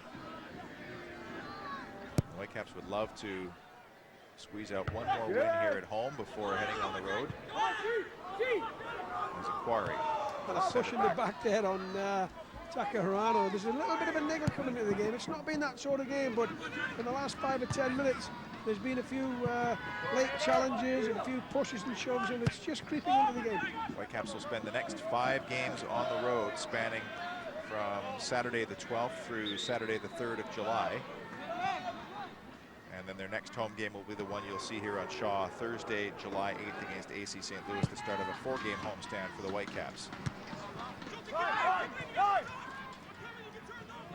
Schulte chips into midfield. Sanchez there, knotted down by Gilkerson, taken away by Knight. And Knight will win the throw on the far side. No, he won't. It's given against him. Gardner will leave it. And Gilkerson will throw in. Budny. Davidson. Elenio. And off of Hirano and out. Looks like we're heading to another stalemate here between these two teams. Be their 6th. Bobo steps around at Weenie Bonsu. And Lowry almost gave it away to Nash, but Lowry carries forward, plays it straight off the legs of Moose. Janicki, who's gone the distance, and then Nash near side for Siskaridze. Keeps it in nicely for Hirano.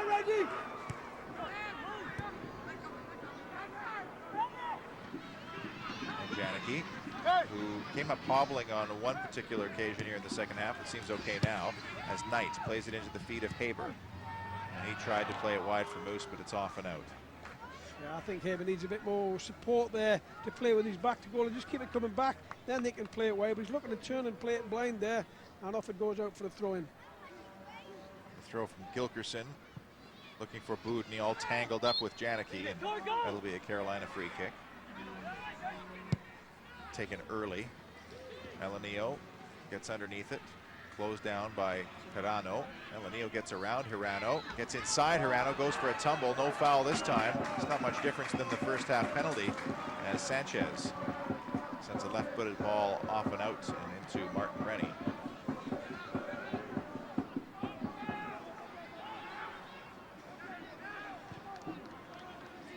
Shields. Lowry through ball, and Budny's onside down the right channel. Keeps the ball inside the penalty area, rolls it through. Elenio, top of the penalty area, and sliding to the ground was Janicki. Lowry carried on his run. Budny in possession. Budny has a hit. He's hammered over by Siskaridze. No foul, and play continues.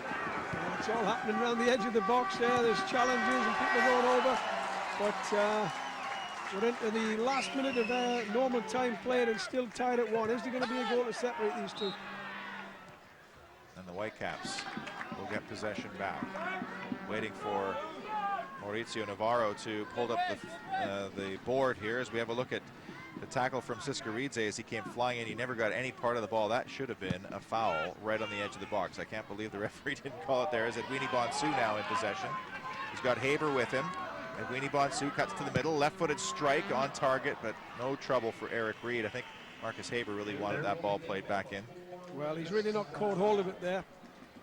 And we got 4 minutes of extended time, injury time, or stoppage time as you call it. Plenty of time for one of these teams to grab a late winner as Moose went around one tackle, not another. Budny switches play to the near side. Elenio did well to reel it in. He's closed down by Hirano. Inside for Lowry. Davidson. Marcus Davidson, born in Tokyo. Lost it. Sanchez. Thought about playing it long. Instead chooses West Knight. Moose. Justin Moose is from not too far away from Kerry, stateside. than Nash, Statesville, I should say, as Nash rolls it ahead to the feet of Edwini Bonsu, tried to turn Bobo. That's not going to work. And again, away comes Carolina on the counter. Franks. Lowry. Down goes Lowry on a clumsy challenge by Justin Moose. Leaves the ball there.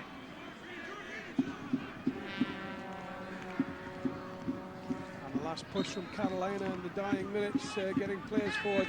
There's not too many forward. There's only 2 up for the challenge, but they're keeping possession. But they are all in the Whitecaps half, and obviously love to try and nick one at the last minute of the game. It'll be a dream road trip for them. Getting results in Montreal, Portland, and Vancouver is not very easy to do, as Schulte sidesteps Haber. Pressure on from the Whitecap striker. Bobo the last man again. We've played 2 minutes of the 4 added. Shields. Aquari with the header. Siskaridze will keep it in, looking for Nash. Nash pushed over, and the Whitecaps will win a free kick. Well, a chance to get everybody forward here if they set it up. Martin Nash not wanting the quick one. He wants to get people forward and get it up into the box. He sees Justin Moose with some room down that right flank. Good header forward now. Marcus Haber. Maybe he could draw a late penalty. Played inside to Moose. Budny. Janicki pressing Lowry. And I think Janicki a little too strong on his challenge, and it will be a Carolina free kick, and they don't waste any time getting it wide right to Shields. Elenio. And a foul on Hirano.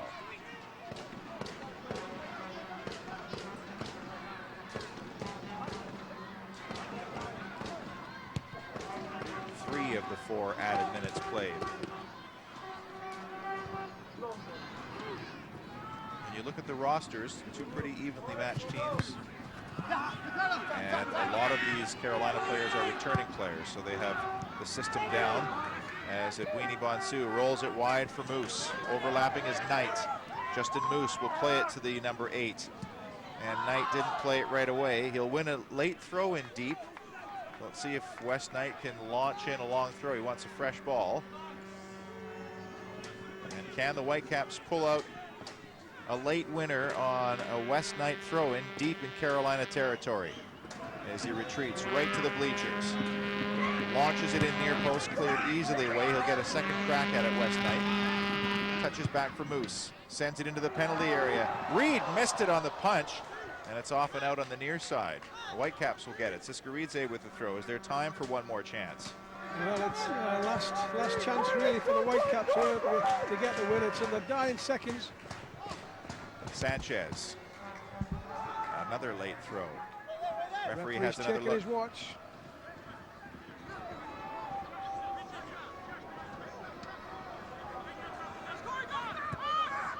Hirano. You can hear the Carolina players yelling to get out. Played in right into the penalty area. Here comes Moose, or Knight, I should say, with a difficult shot as he put it way over the top, and the referee should blast the final whistle on the goal kick. And the 2 teams will settle for their 6th draw. Each team had their moments. I've been quite impressed with Carolina coming in, though. I think they're one of the better teams we've seen come in to Swangard this year. They put up a good performance, you know, and the results on the road trip speak for themselves. They're a good side. But I think in the Whitecaps case, it's been a decent performance as well. And they can obviously feel a little bit disappointed with the goal that was given away, and a bit of controversy with the referee. David Barry puts an end to the proceedings, and I think that he will be a central figure when you look back on this game. A late first half penalty decision. Foul not given after Siskaridze was felled at midfield. Play continued. It turned into what some people may call a soft penalty decision. And the conversion afterwards from Barbara. And these 2 teams end with 1 point each. Their 6th draw between them. 4,541 fans to watch as they shake hands at midfield. And the Whitecaps' perfect record in the defense of their goal department is over as the penalty was scored. But still, 6.5 games, a club record, and a really good run for this team. Well, a good run, and a penalty it takes to get a goal scored against them, and a controversial one at that. But nevertheless, records are there to be broken. I don't think the Whitecaps will be too bothered about that, other than, it's cost them 2 points tonight. But I think they'll regroup and get on. I think they've moved forward. I think they're a better team than they were at the start of the season. As they gel and get to know each other, I think it's starting to come together. The scoring goals is a bit of a problem from free play. We saw the goal, a great goal from Ansu Tori, a great little back heel into the far post, but they need to get a few more goals in the net, and they'll be a lot more confident. But again, I think that'll come as the season goes along, and as they end the season, if they're filling the net full of bags full to goal, that's when you want it. And now we'll take the learning and the learning curve so they get there. Didn't mention today that the Whitecaps had some goalkeeping issues. We alluded to it earlier, but Simon Thomas was knocked silly by a shot, and that forced him out of the lineup. And then Dan Pelk has had injury issues as well, so they brought in Andeep Singh, wearing number 33. He didn't get called into action today, but they're probably very happy that didn't have to happen. And Jay Nolly's gone the distance for the Whitecaps, but a little thin even at the residency side. Well, really they have, because I think Simon Thomas had a concussion, and obviously not in the best shape to play, and they've got to be really careful of those sort of injuries. But it's left the Whitecaps a bit short and scrambling to get a backup goalkeeper in to sit on the bench and fill in for Jay Nolly if needed. Murphy's Law. Let's hope that nothing happens to Jay Nolly, because they'd be stretching themselves a little bit thin. But I think Jay Nolly, he looks after himself. He's, he knows when to come out and when not. He's a fairly steady, settled bloke, and I think he's done well again tonight. He's not had a lot to do. What he has done, he's dealt with. No chance on the penalty, but nothing else tonight's really bothered him. And good news too for Greg Janicki, who's coming off an injury. He went the entire distance for the Whitecaps tonight. And the man who's up front has had a decent run. Not a goal tonight for Marcus Haber, but he is our man of the match, brought to you by Pacific Pilsner, and he's standing by with Kristen. Thank you, Peter. Marcus, I guess you're undefeated at home, they're undefeated on the road. It was almost meaningful that you ended in a draw, but does this one sting a little, just the way their goal came? Yeah, I think so. I mean, I haven't seen the videotape yet, obviously, but I think we were a little harsh to get a penalty against us there, and I think we were very solid at the back today, and I think we were unlucky not to come away with 3 points tonight for sure. Is it difficult to create momentum in the second half? It just seemed with fouls and some of the injury time, it was really difficult to kind of get the game moving. Yeah, I think the game was a little choppy, a lot of stoppages, a lot of fouls. It was getting a little physical there, but we're happy to get somewhat of a result, and 1 point's not bad. For you, this probably was your last game with Swangard for a while. A little bittersweet to leave your teammates, but how excited are you, obviously, at the opportunity coming? It's always nice to come back at home, and I enjoy my time here with my teammates and the fans and playing at home. But I've got a challenge ahead of me, and I'm definitely looking forward to it. Well, best of luck. Thanks for doing this. Thank you. Marcus Haber, and we will be back to wrap things up on PlayNow.com. Vancouver Whitecaps Soccer on Shaw.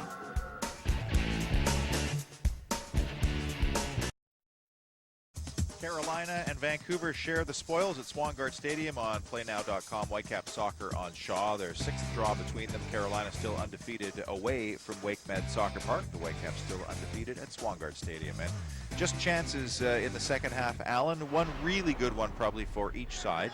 And as Amir Lowry served this ball into the near post, no worries for Jay Nolly here. But here's maybe the best chances. Here's the best chance, and I think give credit to Jay Nolly. That's a terrific save there.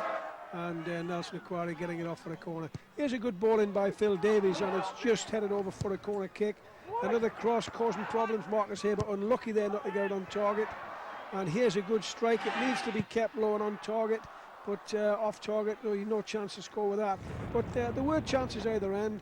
The goals, it's good to see the Whitecaps get a goal in fluent play, and it was a great goal it was. A lovely ball in from Siskaridze, and Tori with a back heel into the goal.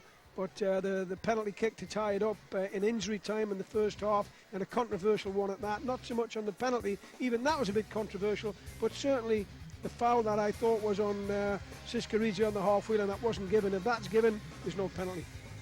Highlights brought to you by BC Hydro Power Smart. The game summary for the province, and shots favored the Whitecaps heavily. On target though, it was pretty even, and corners in the end were 4-3 in favor of the Whitecaps. Doesn't tell the whole story.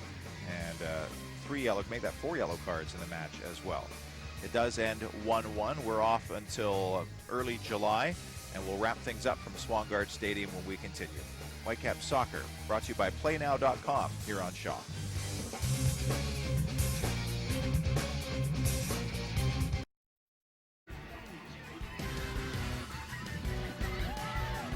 As we say goodnight from Swangard, we'll remind you about our next broadcast. Almost a full month away, the Whitecaps are going to spend some time on the road. It'll be Thursday, July 8th against AC St. Louis. Kickoff at 7:30. For tickets to that game or any upcoming Whitecap matches, call Ticketmaster at 604-280-4400 or go to whitecapsfc.com.